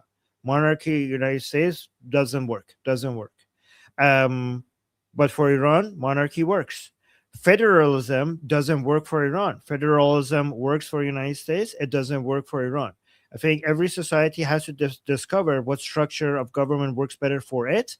And the best way to discover that is instead of asking a few philosopher king elite people to prescribe their solution for their society, is to let ideas compete with each other and let the people there decide in a political process. Exactly. Yeah. Thank you for that super chat. And then we have Amir with a super chat saying Rubio only, Rubio first, Rubio 2028 is my hope. Yep, I think most of us here agree with that. Yeah, me too. And thank you, Amir. Thank you for the super chat. And thank you, Roman Viking. That was an interesting question. Anyways, it's a very generous chat. So, bless you all, love you all. Thank you, guys. And guys, for everybody else, make sure you just like the stream and subscribe if you're new here. So subscribe, like the stream, leave a comment. And thank you to all the people who live. So, whatever way you can support the channel, even if it's like not a super chat, we appreciate that, right? Okay, so look at this. Another video. Christian leaders in southern Lebanon annex us to Israel. What the hell? Christian leaders in southern Lebanon are saying annex us to Israel.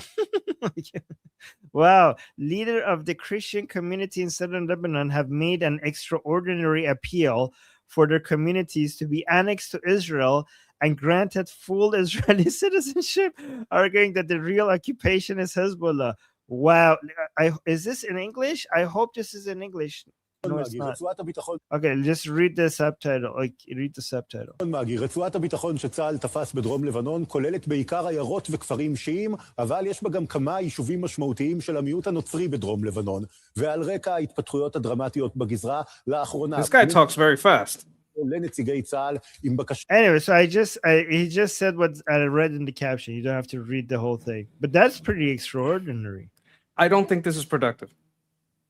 Because if you have Israel and Lebanon government and United States coming together for a deal, this would work against that deal, right? What you're doing is you're trying to have an annexation that would piss off Lebanon with their deal they just made. It would piss off Israel. It's like, hey, we're trying to do something here. Don't mess up this deal because you're giving more credibility to like other designs that people will already think the Jews are trying to annex. And you come over here and say that, you're like, oh, you see? It was such a... Right. This is not productive. I understand the sentiment. I can understand, but not agree that this is the best way to do it. That is a very fair point. That is a very good point. I'm glad you made that point. Thank you. I would rather they volunteer to assist in this union of Israel and United States and Lebanon. That would be the route I would go. I would applaud the union. I would applaud that Lebanon is working with Israel and that the Christian community is also sick of Hezbollah. And that's the route I would take to legitimize that community in the eyes of Israel, in the eyes of the Lebanese, and in the eyes, because the Lebanese people, as much as they may hate Lebanon, they're going to want their border integrity, right? So, yeah. Okay, look at this. We got this Jew-hating person giving us a super chat saying, Salam alaikum, my fellow Jew spags. Wow. Saying, Javisha is a joke and will never step foot in Iran. God bless Mujtaba Khamenei forever and the IRGC, and putting a heart next to October 7th. It's really great that people could see what the enemies of the Iranian people stand for. This is actually marketing in our favor, right? Because we are trying to show to the world that the people who say Javid Shah are on the right side of history and your allies. So he doesn't know. I think he's like, I don't know, he might be too dumb to understand that what he's doing this is he's doing our job. So guys, see, the people who are against us who support Princess of Pahlavi, the people who are against Javid Shah celebrate October 7th. This is marketing for our people, for the people who support Princess of Pahlavi, because you can see, well, if while people like this who are anti-Israel and are anti-Jewish are also anti the people who say who support Princess of Pahlavi and say Javid Shah, then we're in good company. Like we Israelis and the people who support the Jews and support Israel, they're in good company. So he's helping bring more people on the right side of history closer to us and become allies of us. Do you I'd understand like what to I'm point saying? out a hypocrisy here because he has some kind of like virtue signal about children in his name, but it is well documented in evidence that a lot of children were killed on October 7th. So I thought you cared about kids. Apparently, you don't care about kids. You're a hypocrite. Right. And also Mujtaba Khamenei, who he's blessing, abuses little boys, children. So yeah, very bad. Yeah. Also, where is Mujtaba, by the way? So where is he, by the way? Where is he? Like your yes, where is your pedophile of a supreme leader? Where is he? Why is he not showing up? Gayatollah pedophile supreme leader. Also, what happened? Like, what happened to the old one? They still haven't buried him. Tomorrow, it took them more than 100 days to be able to bury your supreme leader. Embarrassing. Very powerful country, huh? Very powerful state, not being able to bury their supreme leader for 100 days. You know why they're burying him now, Monkey? Because they got permission finally from the Americans.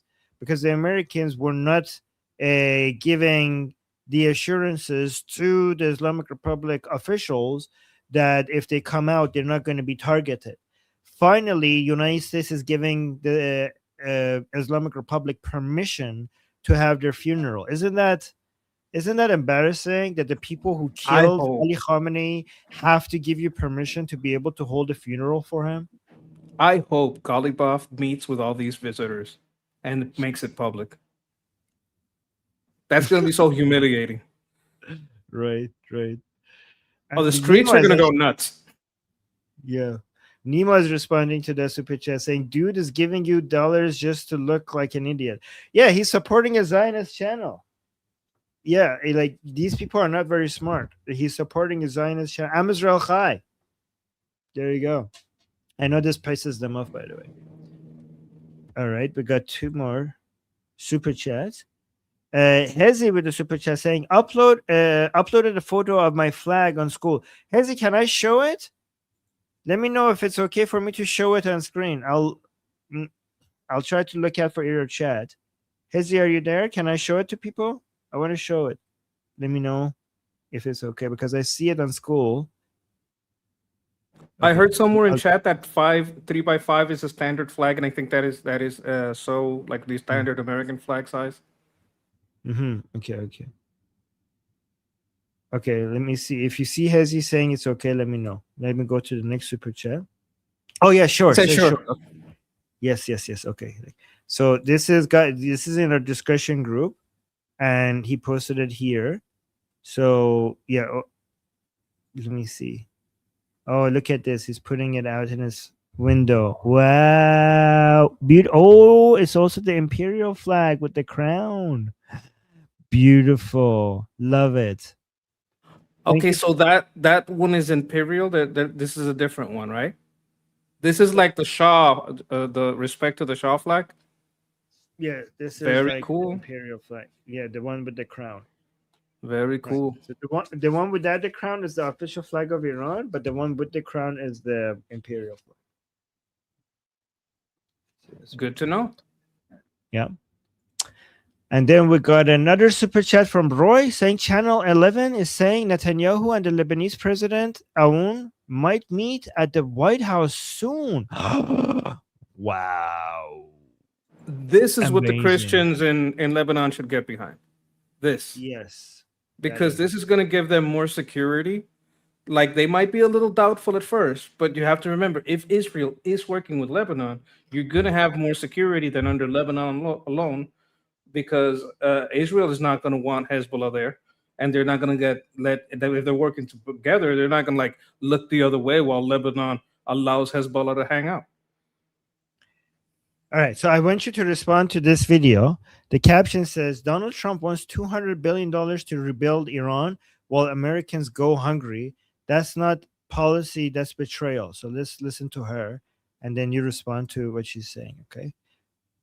He wants to rebuild Iran before he wants to rebuild America. You know, if I were the average American, I'd be pissed off too. Donald Trump ran on the platform that he was not going to start any more wars and that he was going to put America first. And, you know, the deal he's making with Iran right now. I'm looking for where that's happening. He wants to put $200 billion to rebuild Iran, and yet I can't get an additional $26 billion to rebuild our air traffic control system. To help Americans fly more safely in our airspace. You know, he won't. 1 in 5 people in SNAP had their SNAP benefits cut and are now hungry. You know, people on Medicaid are now no longer able, many of them no longer, to get Medicaid. And so he wants to rebuild Iran before he wants to rebuild America. And so, yeah, I would be, you know, if I were the average American, I'd be pissed off too. He wants to rebuild Iran. Yeah, that's just a long series of lies. America. You know, if I were the average American, I'd be pissed off too. Donald Trump ran on the platform that he was not going to start any more war. Okay, that's just a long series of lies, because she's not identifying where this $200 come from. It's probably frozen assets. The SNAP benefits thing, we know that's a lie. That's not happening. The Medicaid thing is also a lie. That's not happening. So it's a sandwich of 3 lies. She's just lying. So this is what they do. Let me actually explain. She's full of crap. She's full of crap. First of all, it's $300 billion, and none of that is coming from the United States. If it even happens, this is supposed to be a fund. Conditional. Or right?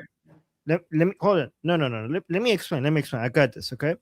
This is supposed. It's not. No. This is not about the conditional. This is a completely separate thing, guys.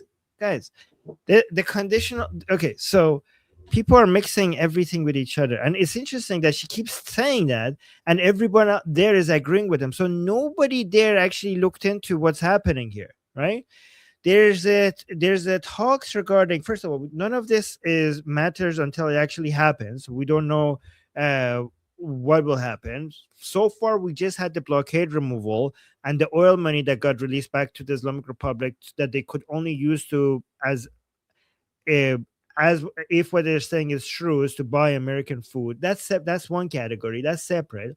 Then we have $28 billion, 28, not 200, in frozen funds that is supposed to get released back to the Islamic Republic. That is a conditional one.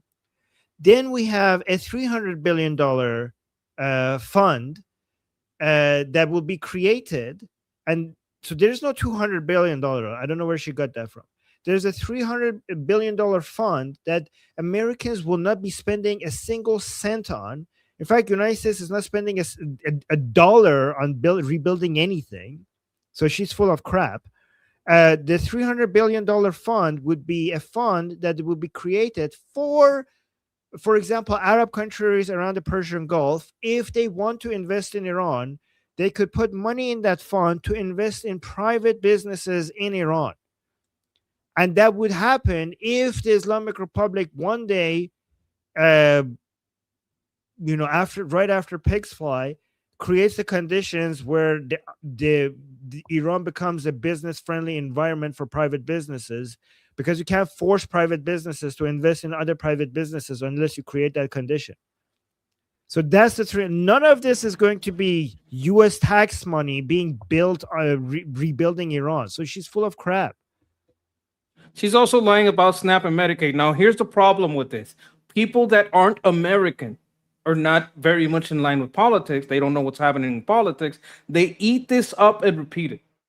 This is there's a lot of I hate Trump people that are falling for these I hate Trump propaganda videos that are absolutely lying about America, lying about our SNAP benefits, lying about Medicaid, and throwing this lie in with the other lies to say that Trump is evil, Trump is this and that. So if you are an Iranian from the diaspora and you listen to her, right, you might believe that. You might believe, hey, or if you're a person that's outside of the United States, you might not be aware of how much he's lying.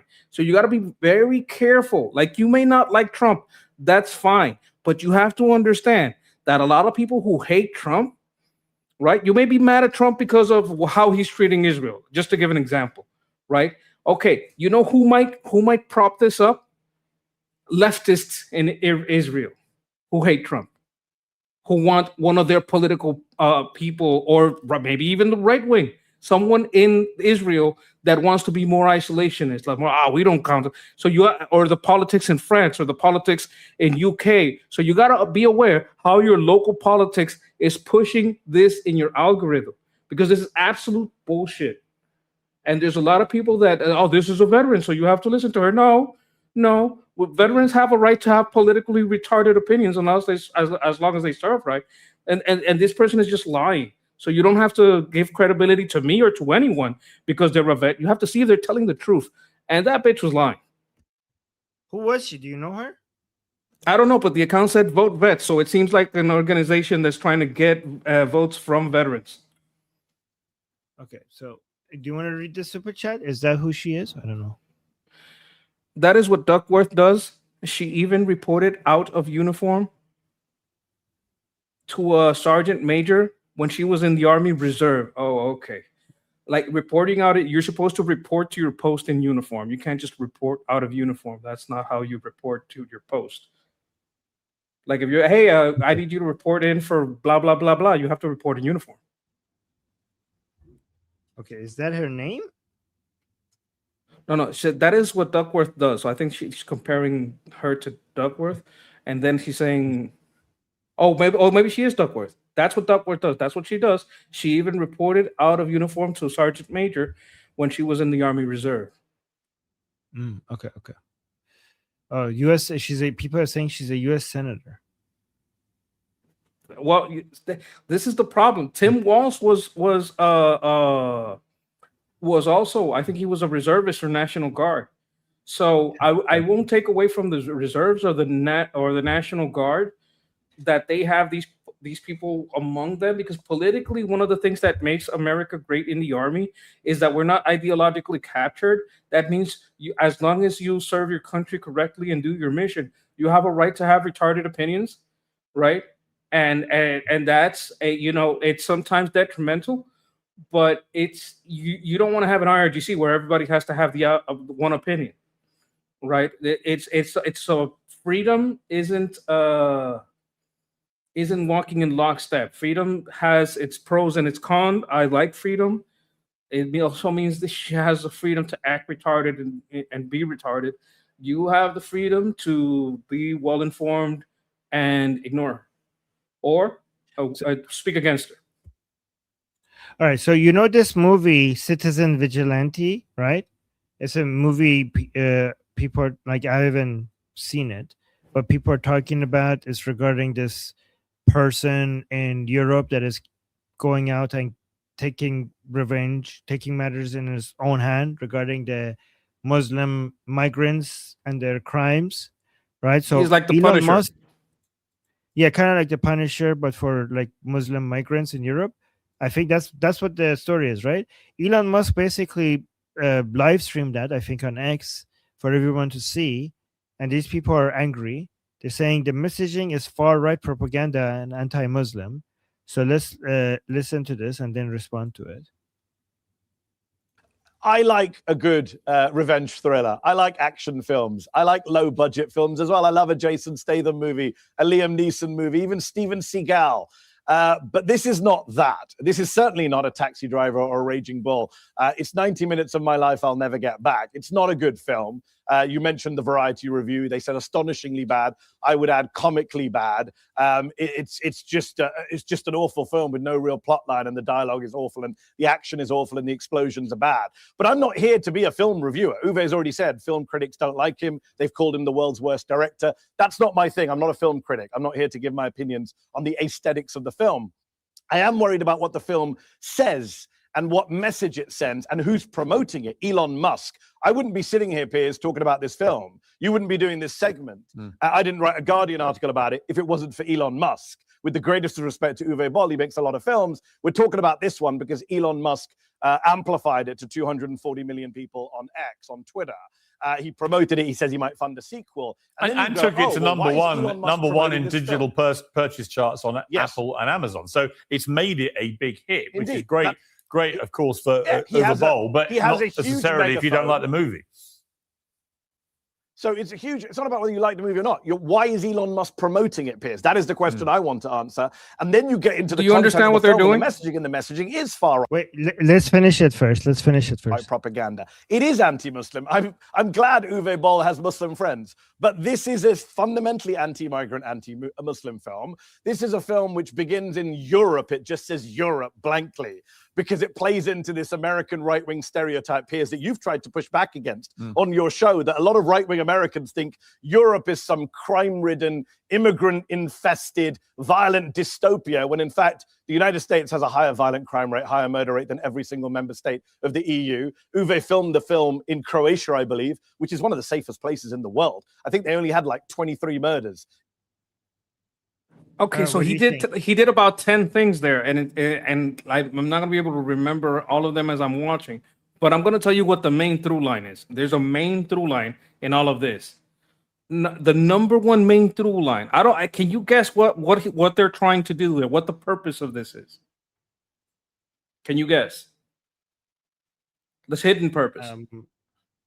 What kind of so they're trying to pretend that there is not a sentiment supporting this in the population, that the only reason it has the sale it has is because Elon tweeted. That Elon, like, I'm sure it gave it a push, but that is the purpose. It's saying this movie is not successful on its own merit because people have these kinds of sentiment. It's only successful because of what Elon did.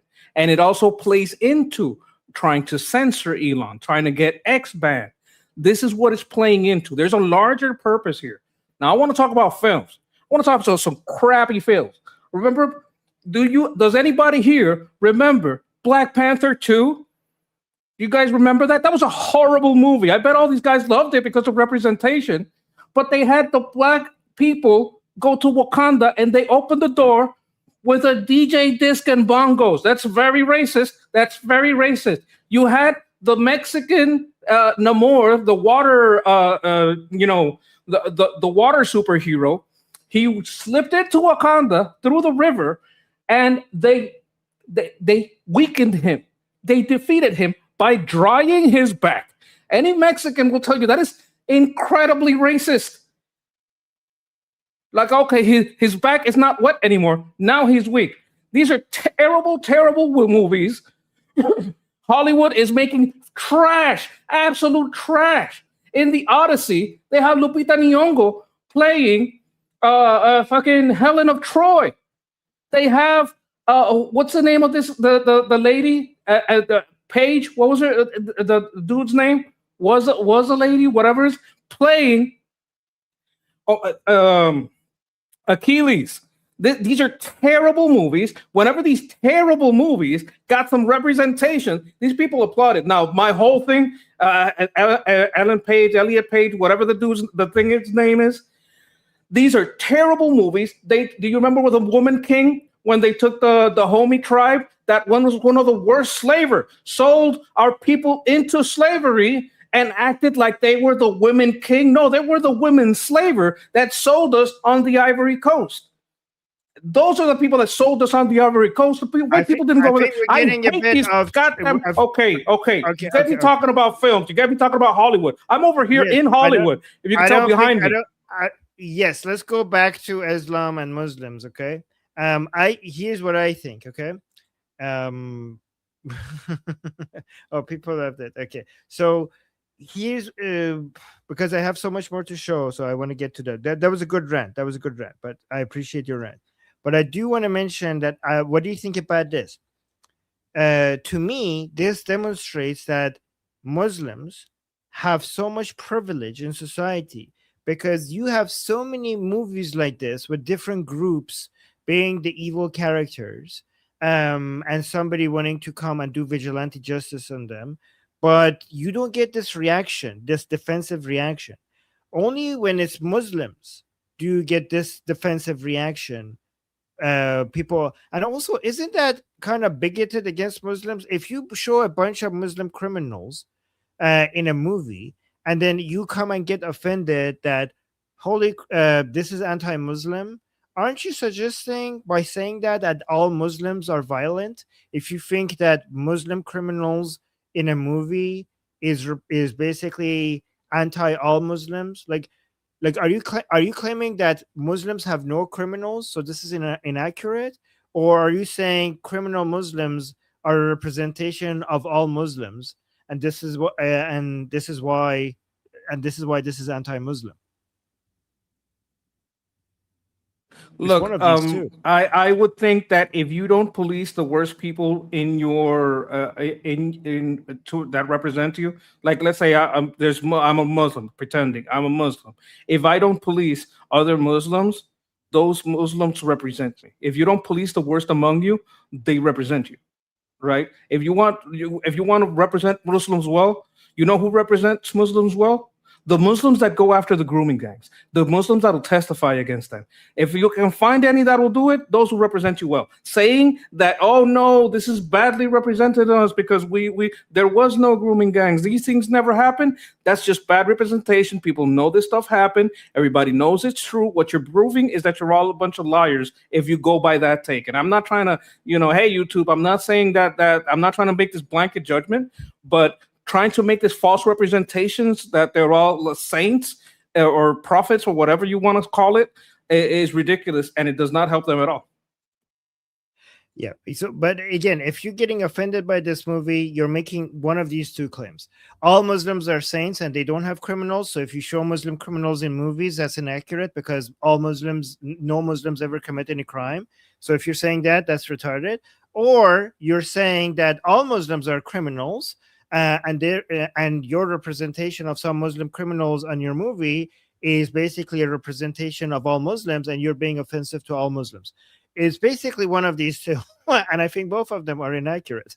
But yeah, I think actually the second one is anti-Muslim bigotry. You know what? I'm going to defend Muslims. Okay, I'm going to defend Muslims against this bigotry of Mehdi Hassan against Muslims. How dare you come out and say like this movie is about Muslims, because by saying that you're saying all Muslims are criminal, violent, jihadi rapists. So you're being Mehdi Hassan, you're being a bigot. Stop being a bigot against Muslims. Right? I don't know. Yeah, Anyways. you got to police the worst people in your community or you will be defined by them. That's a great truth, always said by the Hermit King, and I think it should be said by everyone. If you don't police the worst people in your community, you will be defined by them. Yes, bunch of snowflakes in these people. Oh, we got two super chats. Steph, how do you pronounce this? Stephen or Stefan? Stefan, right? Stefan Rightly? I think Stefan. Stefan, thank you so much for the super chat. Saying Tammy Duckworth, oh, that senator that we played earlier, out of uniform when she had wings on that she didn't rate. Do you understand this? Can you read this? I don't understand this. There are things on a uniform that you wear that represent training or basically units that you represent, training that you had, or places that you serve. Wings tend to mean that you did some kind of training special. I don't know what branch she served, but wings have a special designation in uniform, and to wear them you have to have earned them. Right. So what does this mean? What does this comment mean by Stefan? It means that it's called, I'm forgetting the word right now. You're not. It's you can't falsely claim ranks or things that you never had. I don't remember the exact word for it. Like she's wearing wings she didn't earn. Yeah, it's like let's say I'm ex-military and I start wearing a captain hat and I was never a captain. I was always an enlisted. Well, that's kind of stolen valor. That's the word I was looking for. Stolen valor. They call that stolen valor. You're not supposed to do that.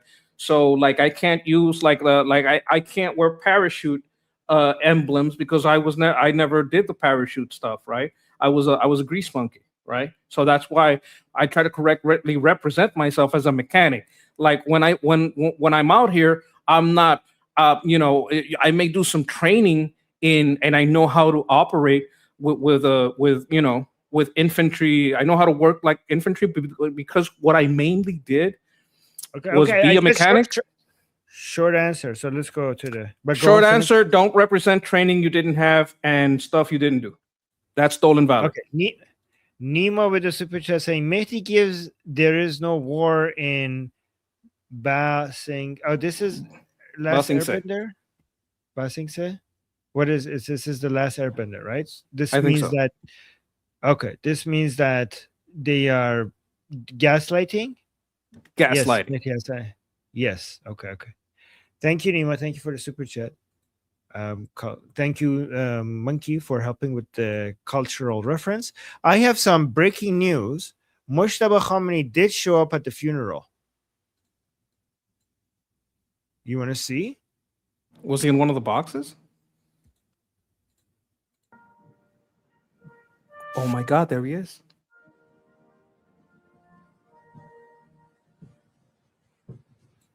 Oh wow, guys, this is a historic moment.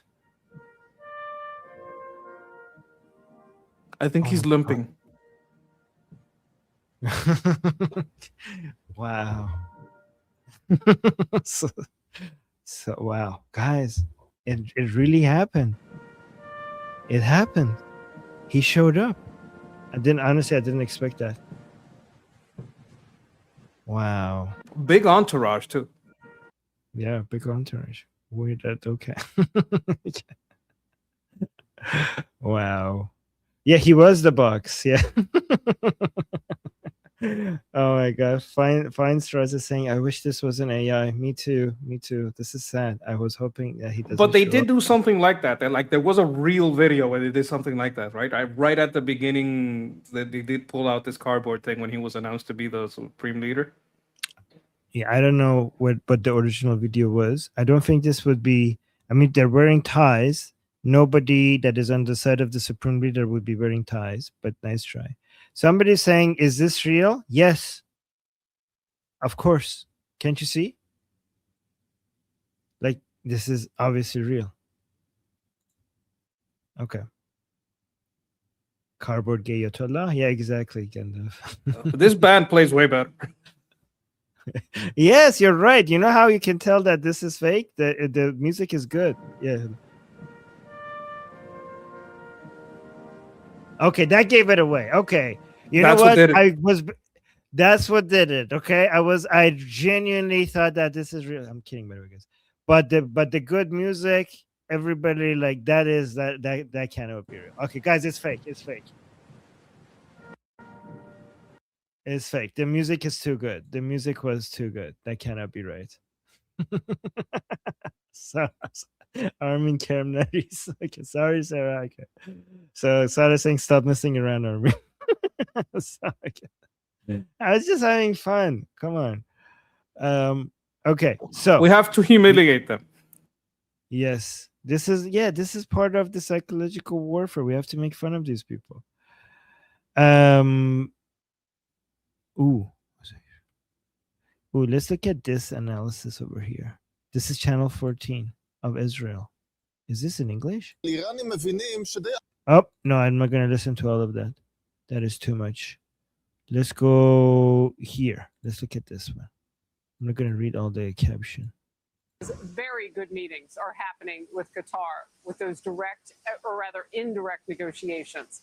Iran's regime conceded nuclear inspections will happen, but it's demanding a lot of restrictions on those inspections. The U.S. is also pushing Iran to drop its plans to charge tolls for ships passing through the Strait of Hormuz. Where they're still so thirsty to do that, they don't control the strait. Our U.S. military does. Chief Foreign Correspondent Trey Yinks is in Tel Aviv with the latest. Trey.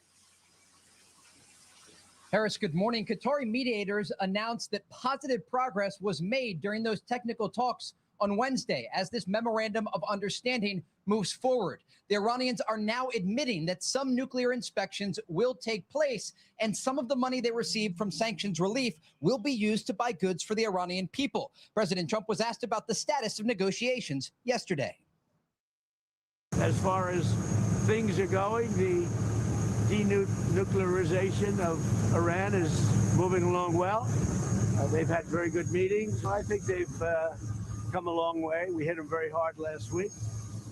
I think they're fine. I think we're going to. It's the denuclearization of Iran. It's very simple. And Iran cannot have a nuclear weapon.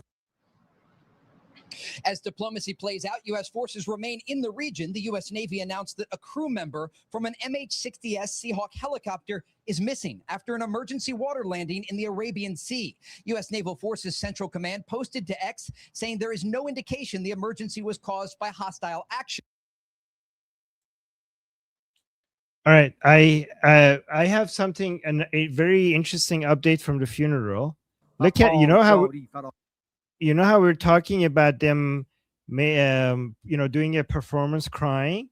Look at this. Ghalibaf showed up at the beginning of the funeral. Tell me if you think this is real or if this is performance. Look at this. تکیه‌گاهی مطمئن بود و در روزهای امید مردم را به وحدت همدلی و پایداری. All right, let me just mute him. What do you think? This is so. I don't know, because he does have reasons to cry, but I don't think it's the ones that are like right in front of him. Like, okay, so this is Ghalibaf. Tell me, was he a fan of, like, they're accusing him of going against, but you had spoken of a guy who was a big fan, and now he's getting accused of planning the assassination. I don't know how far that goes. He could be crying because he's screwed. I don't think he's crying because of the funeral. I think everybody in that has such a bad situation. If you're a leadership in Iran, you have many reasons to cry.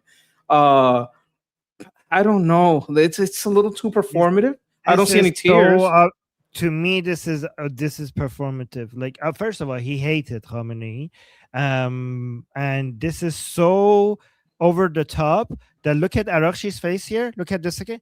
I think he's like, what the hell? Like I saw the side eye. You see, go back. Look at the side eye. Look at the side eye. Look at it.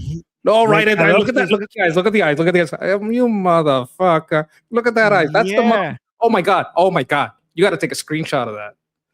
Here. Somebody did. Here. Look at this. He's saying, look at him. Wait.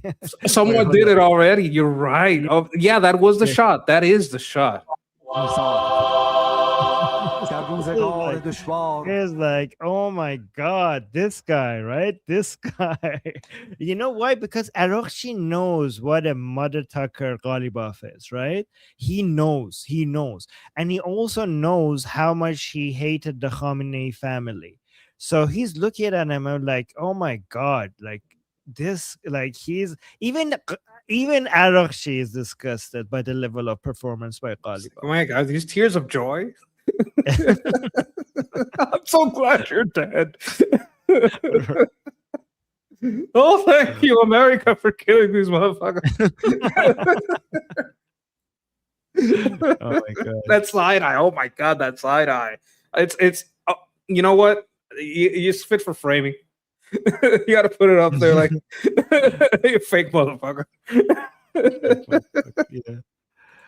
Okay, so let's look at some Durka nonsense, okay? So this woman was being abused for not wearing a hijab. And I saw this going viral. I just wanted to remind people, look at this. Let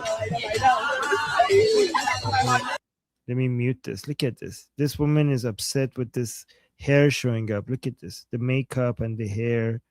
She's upset with that. I would get away from that bridge. Yeah. Also, I have another Durka video to show you guys. Where is it? Where is this? This looks like Pakistan or India. I don't know. Maybe she's in a holy place. Also, here's another video at a pool I just saw. Look at this. She's trying to wash herself. She's not taking off her hijab to wash herself. Like, this is, guys, this is true freedom. You know what? I saw a video of a woman dressed like this at the beach. And I thought it might be fake, but if you do go into salt water dressed like this, you would have to wash off the salt water like this. Yeah. True. Okay, let me see. I want to do more Durka videos, but let me go to more. Oh yeah, here. This is pretty much like a Durka video. Another bad take from Piers Morgan, saying Piers Morgan spent the entire interview trying to bully Kemi Badenoch into apologizing for supporting Israel. Badenoch, okay.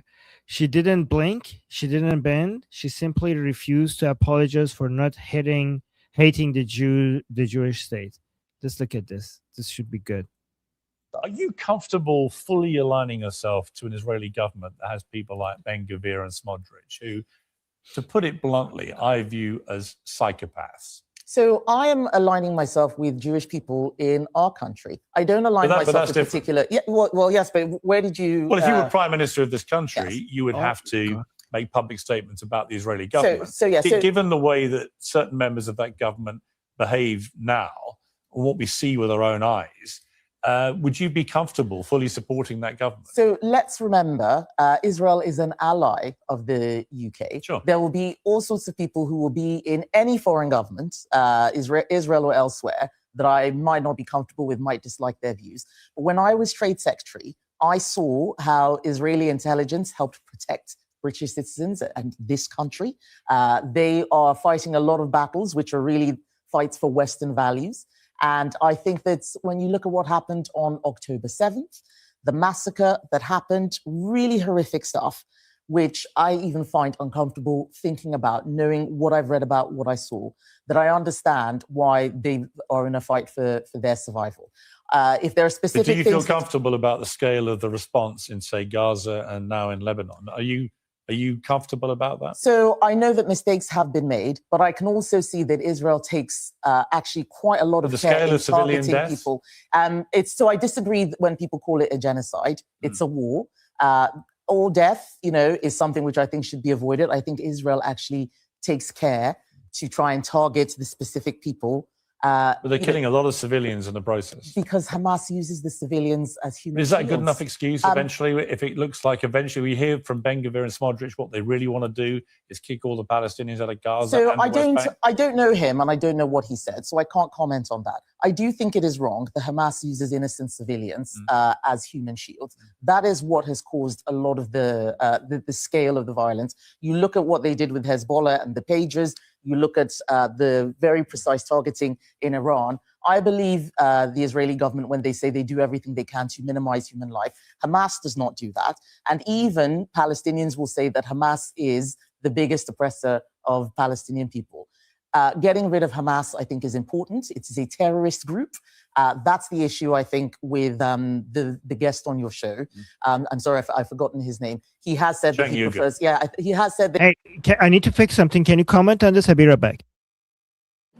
Yes. Okay. So his correct name is Chunk Yogurt. Chunk Yogurt is a terrible person.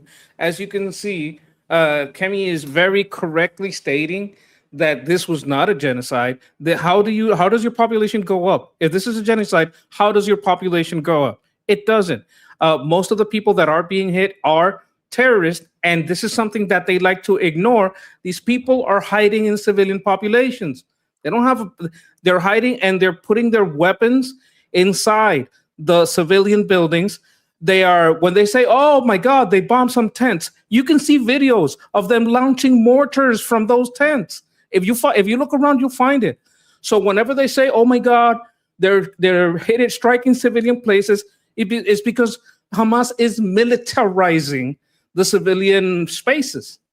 And that's what leads to problems. She was so good. She's the leader of the Conservative Party. Is that right, guys? In the chat, she's so good. She's so effective. Like that was every single like word that was coming out of her mouth was on point. Wasn't she great?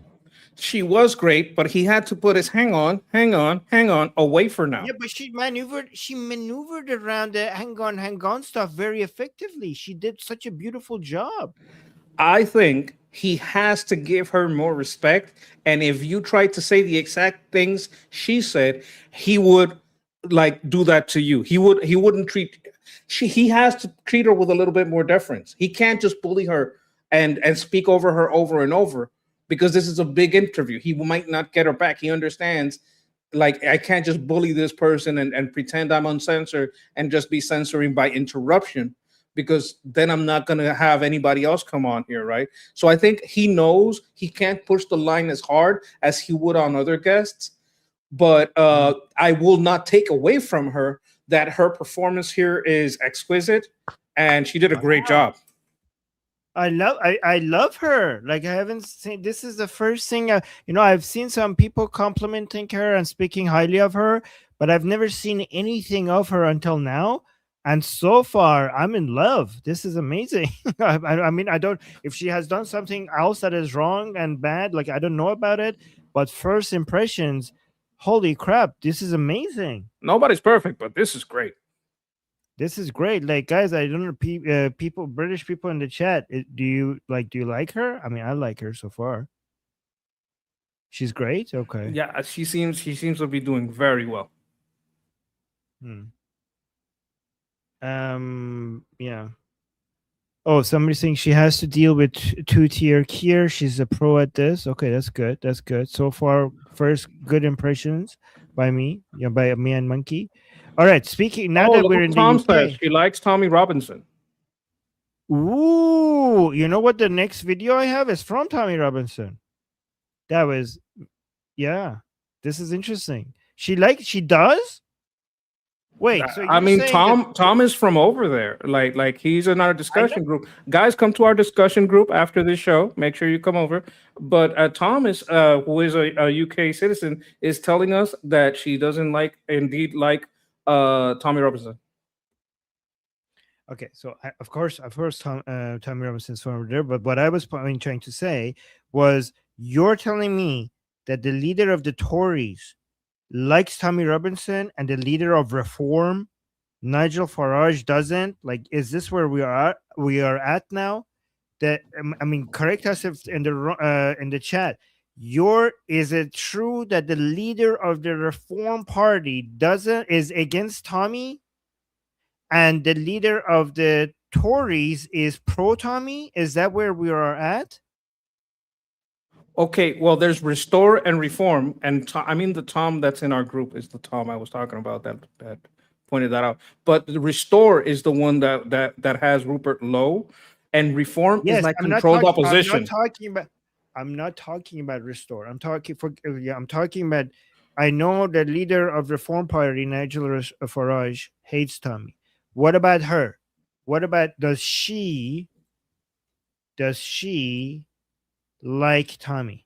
Okay. Does Kemi like Tommy? Because that's a deal breaker for me. If you're anti-Tommy, Nail Bunny knows this. Tommy likes Kemi. Okay, so that's a great sign. But what does Kemi think about Tommy? Yeah, I know Nigel doesn't like Tommy, and that's a deal breaker for me. If you don't like Tommy, that's a deal breaker for me. So that's why I go for Restore over Reform, because Nigel doesn't like Tommy. But does Kemi? No, I don't. I didn't forget him. That's why I always go for Restore over Reform, because he likes Tommy. Okay, fair enough. Okay, there you go. All right, there we go. Kemi supports Tommy's Unite the Right marches and has never condemned him. Good. So that's better than Nigel Farage. Okay. Supporting his march is basically supporting him. Like, it's hard to see a difference there. Yes, so I understand. Neil Bunny saying because Kimmy can't thoroughly embrace Tommy, so maybe she's doing it indirectly by just supporting the march instead of directly supporting him. I understand there's like free speech issues in the UK, so I understand why she has to be careful. So she's might being clever about supporting him. But if you read between the lines, she seems to be supportive. She seems to be supportive. Okay, I'm a big fan now. All right, let's see what Tommy posted. So Tommy posted this video saying exiled Iranian in the USA warns Texas school district of the dangers of Islam. Okay. So by the way, guys, for people who are new here, Tommy really supports the Iranian people against Islam and the regime. Okay, and the Islamic regime. So let's see. Let me repost this. See what this video is. My name is Edwin Zagoli. I am a Sharia law survivor, was born in Iran. And I'm here to tell you everything that you're doing here has been done in UK and Canada. You have no idea where this halal money is going to, how they're funding these mosques, and what kind of a hell is coming towards your country right now. It's 2026. I escaped that hell years ago, and I'm seeing the same thing happening over here in the United States. You have no idea. There's 3 levels of Sharia law that is happening. Right now, it's level 1. They come in peace. They come and tell you, we just want rights. We want to be part of it. Level 2 is what's happening in the UK right now. You have 2-tier policing. You have cops who are working with Muslims right now. You have Sharia law courts over there. Now they're pushing blasphemy laws over there. And one of them is called M103. It's in Canada. People are being jailed. People are being raped in the United States, and nobody's doing anything about that because these Muslims are protected. Level 3 is what happened to my country, Iran. The hell I lived under. The apostasy laws, blasphemy laws, the hangings. These people do not change. They use taqiyya to come to your country, lie to every single one of you, and tell you they're different. They're not. Even in Florida, if you look at any of these mosques, they're pushing infidels. They're saying we want to kill infidels. We want to take over their lands. They're openly calling this out. Go to X and watch any of them straight up talking about this. And people like you I love America. I love America. Like right now, when I was in Iran living in that hellhole under Islam, I was praying to God to come to this country one day and live freely. And this shit is happening. I'm so sorry, but I'm like crying. That's your time. Thank you. Wow. I wish he it kind of like I don't know how to explain. It kind of hits, you know what I'm saying? Like I'm not gonna cry, but it kind of get a knot, you know what I'm saying? Like it kind of like, oh my God, I must have been so bad, like going through that stuff. I guess for you, you would know even better, but it kind of like, you know what? It kind of gets to me a little bit. It makes me feel for him. And feel for Texas if they're going through the shit, it could become very horrible. Even makes me feel for like Canada and UK who are like at level 2 already. It's very bad. Can't let this happen, folks. Yeah. I think this is I think the Iranian people in Europe and North America should, make themselves useful exactly in this way, and I think that more people in the West, more patriots in Europe and North America should see the Iranian people's warnings and their fight against the Islamization of your countries as an asset in this war for protecting your country. I think that's what the Iranian people have to offer.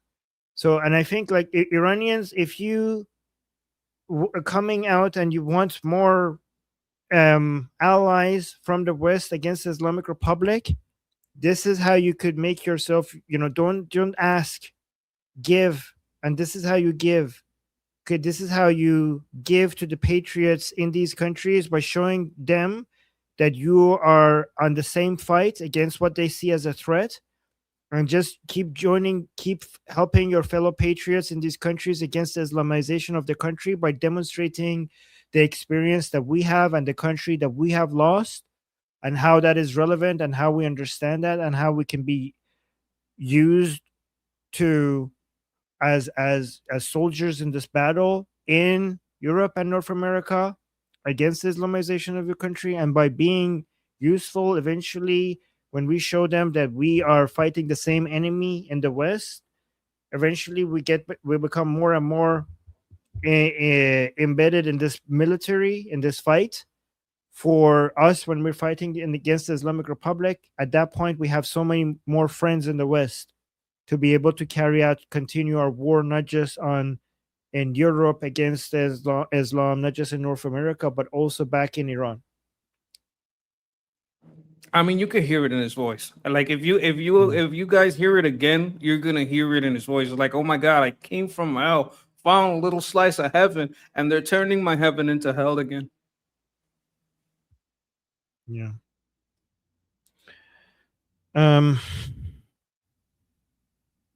Let me go to this next one. Can we listen to this one more time? It's only 2 minutes. Hear his voice. I want everybody in the chat, hear his voice. My name is Edwin Zagoli. I am a Sharia law survivor, was born in Iran. And I'm here to tell you everything that you're doing here has been done in UK and Canada. You have no idea where this halal money is going to, how they're funding these mosques, and what kind of a hell is coming towards your country right now. It's 2026. I escaped that hell years ago, and I'm seeing the same thing happening over here in the United States. You have no idea. There's 3 levels of Sharia law that is happening. Right now, it's level 1. They come in peace. They come and tell you, we just want rights. We want to be part of it. Level 2 is what's happening in the UK right now. You have 2-tier policing. You have cops who are working with Muslims right now. You have Sharia law courts over there. Now they're pushing blasphemy laws over there. And one of them is called M103. It's in Canada.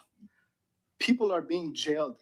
People are being raped in the United States, and nobody's doing anything about that because these Muslims are protected. Level 3 is what happened to my country, Iran. The hell I lived under. The apostasy laws, blasphemy laws, the hangings. These people do not change. They use taqiyya to come to your country, lie to every single one of you, and tell you they're different. They're not. Even in Florida, if you look at any of these mosques, they're pushing infidels. They're saying we want to kill infidels. We want to take over their lands. They're openly calling this out. Go to X and watch any of them straight up talking about this. And people like you I love America. I love America. Like right now, when I was in Iran living in that hellhole under Islam, I was praying to God to come to this country one day and live freely. And this shit is happening. I'm so sorry, but I'm like crying.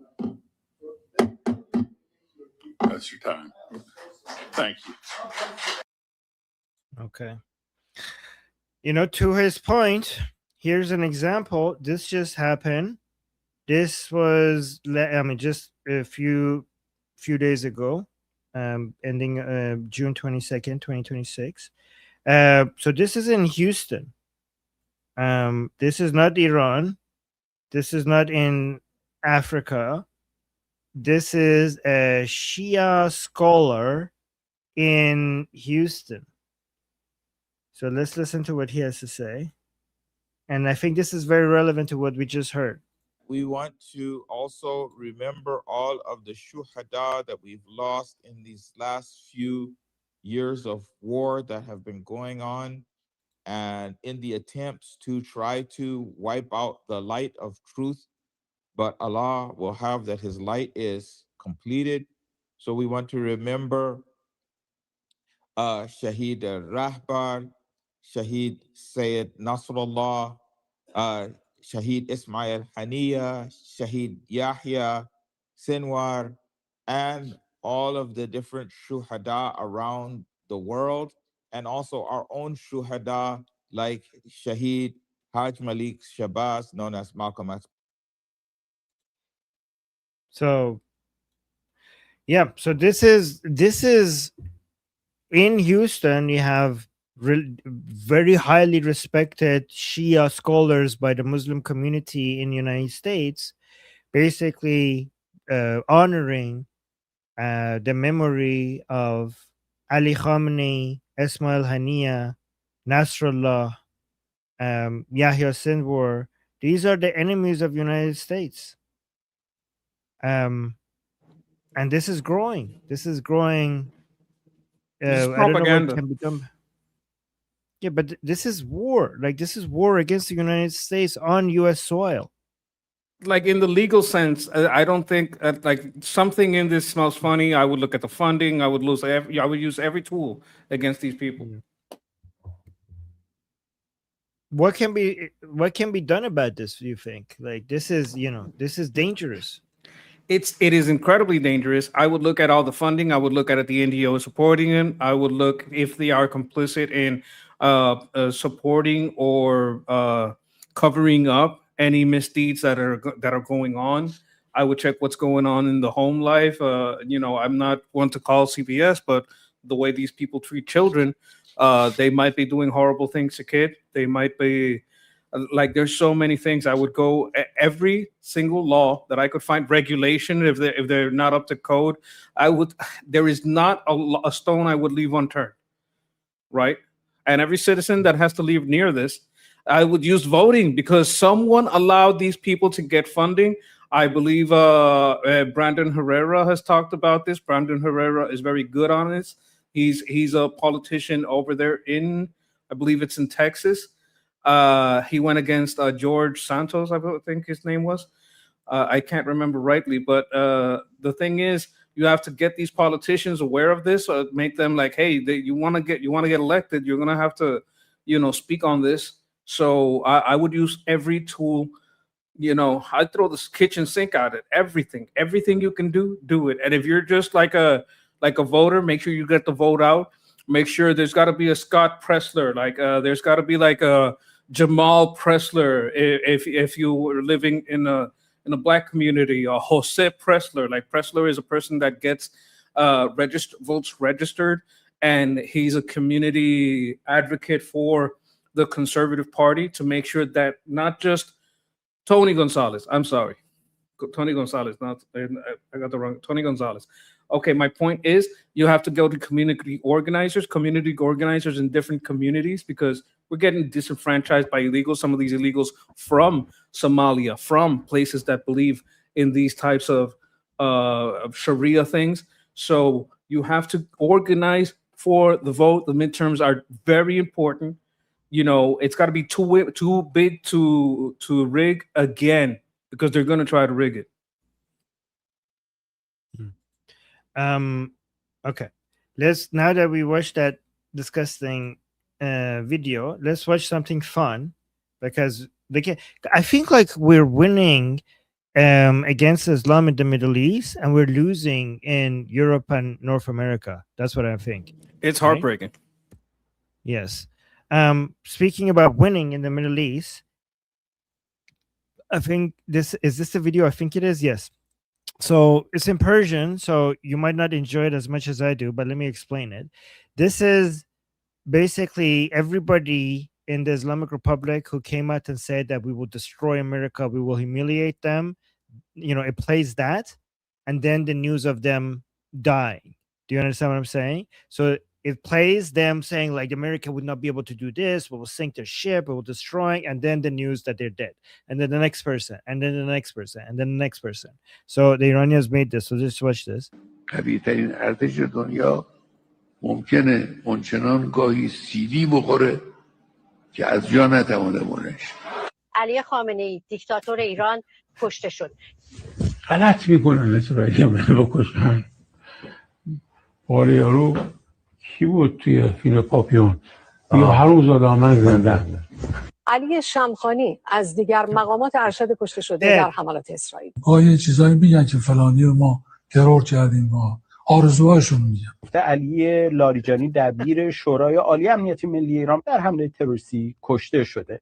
اگر شرایطی و امکانی به وجود بیاید که ما ارتش و سپاه در کنار هم در مقابل ارتش اسرائیل قرار بگیریم با یک عملیات، نه دو تا عملیات، با یک عملیات تو همین مقیاس فتح المبین و بیت المقدس کار اسرائیل رو تمام میکنه.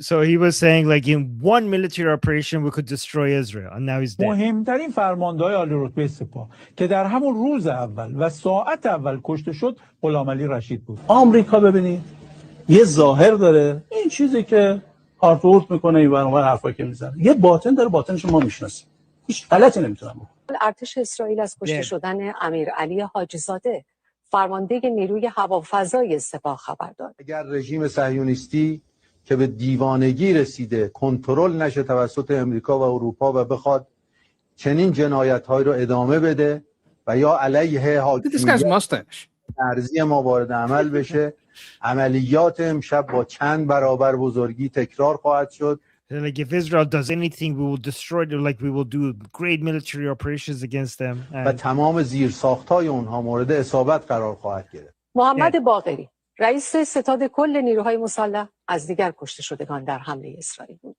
اگر یک تار مو سلامی از یک ایرانی کم شود تمام کرک و پشم شما را به باد می‌دهیم. حسین سلامی فرمانده کل سپاه پاسداران مهمترین مقام نظامی جمهوری اسلامی بود که در حملات شب گذشته اسرائیل کشته شد. Wow. So all of these people were basically saying we will do this, we'll destroy Israel, we will kill everybody, and then they died. So this was a lot of Iranians were sharing like this. A FAFO reel. This is a FAFO reel. Yeah. Karma reel. Yes, exactly. All right. So let's respond to this guy, Nick Fuentes. Okay, you want to listen to this? And then we'll respond. And just wait for it's a 2-minute video. I want you to listen to what he says here and tell me what your response is, okay? Ready for this? Okay. No, but let's go. Okay, let's go. And our featured story tonight, we're going to be talking all about the brand new report from the New York Times uncovering an Israeli plot to assassinate Iranian negotiators to sabotage a peace deal between the U.S. and Iran. And if you've been following the show and paying attention, this is just the latest discovery. This is the latest revelation of how Israel is trying to blow up the peace process. It's almost comical. It's almost actually funny how much the Jews want World War III. Because you do realize that's what it would be, right? We launched. Just to be clear, YouTube, we're against this person's anti-Jewish hatred. We do not condone this. Jew hatred is bad. This guy, we're playing it not to endorse what he's saying. Isn't the New York Times the place you told us? No. Wait for the criticism after. I just had to say that so YouTube doesn't punish us. Let's go through this first. We launched this war for regime change. It didn't work. Trump is trying to make a deal to get us out of the conflict. If that doesn't happen, there's a global recession because of the energy crunch. And the only way to defeat Iran with regime change is if we invade the country or nuke them. And that's exactly what the Jews want. The Jews are literally doing everything in their power, bombing Lebanon, trying to kill the negotiators, trying to put pressure on Trump inside the Senate and the administration. They're literally doing everything in their power to ensure that that happens. That's actually their desired outcome. They want us to go to a ground war in Iran and crash the global economy and have like 1 million dead Americans. Because that's how evil they are. So we're going to talk all about that tonight. We'll get into the latest report. It was in the Washington Post, in the New York Times, and it's only the latest. I mean, as the war goes on, you see that clearly there are elements inside the administration that are trying to bring us back from the brink, and they're doing that by leaking all this stuff to the press. There was a leak even a few days ago about an Israeli attempt to arm the Kurds and get them to overthrow the Iranian government. Now there's a new leak about how they're trying to kill the negotiators to stop a peace deal from happening. So it seems like That's coming from inside the administration. So, first of all, the global economy is pretty stable. Where the hell are you? What the hell are you looking at? Where is this global recession? I'm not seeing a global recession. Almost none of the countries, very few countries in the world are experiencing a recession, let alone a global recession. The only country that I know that is experiencing a recession is Iran. So where is this? A U.S. economy is doing amazingly well. What the hell are you talking about? Second of all, first, like, look how he doesn't. This guy is completely masked off. He doesn't even say Israel. He's saying, Monkey, your mic is open. He's saying the Jews are evil. The Jews as a whole. Like, this guy is completely masked off. He doesn't even go behind the excuse that I'm just talking about Israelis or the Israeli government or Zionists. And the Jews want Americans to die. The Israeli government is responsible for saving more American lives than any other government other than the U.S. government in the world. What the hell are you talking about? They're killing America's enemies. The people who, if it wasn't for Israel, they would be at your shores. But go on, Monkey.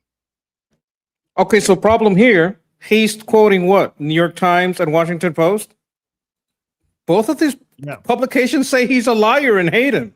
So if we're going to believe the Washington Post and the New York Times, you're full of shit, right? You're quoting people that hate you. Like, okay, no, listen to the Washington Post. Oh, the people that say that you're full of shit and no one should listen to you. Okay, I guess I'll listen to them. And you're full of shit and no one should listen to you.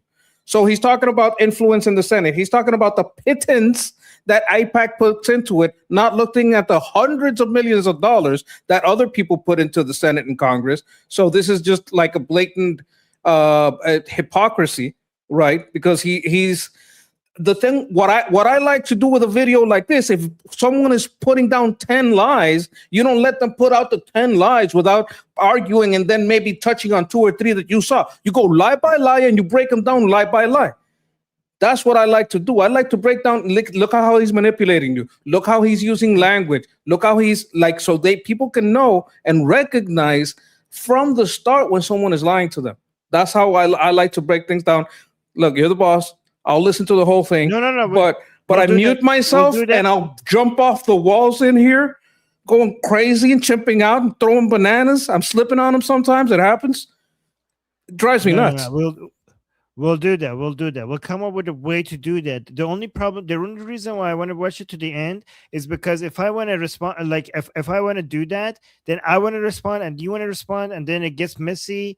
And so we need to come up with a system that where it could pause and respond to it without actually talking over each other, right? Because I actually prefer that model as well, but I like to do it when I'm by myself and it doesn't get like we're both opening our mics at the same time and speaking at the same time. We'll come up with a way to be able to pause and respond without making it chaotic. But yeah, I prefer that as well. I love that idea. Do that. Yes, let's do that. Let's figure out a model to do that. We got a super chat from BT June. Thank you, BT June. Thank you so much for the super chat saying hi and hugs. Thank you. All right.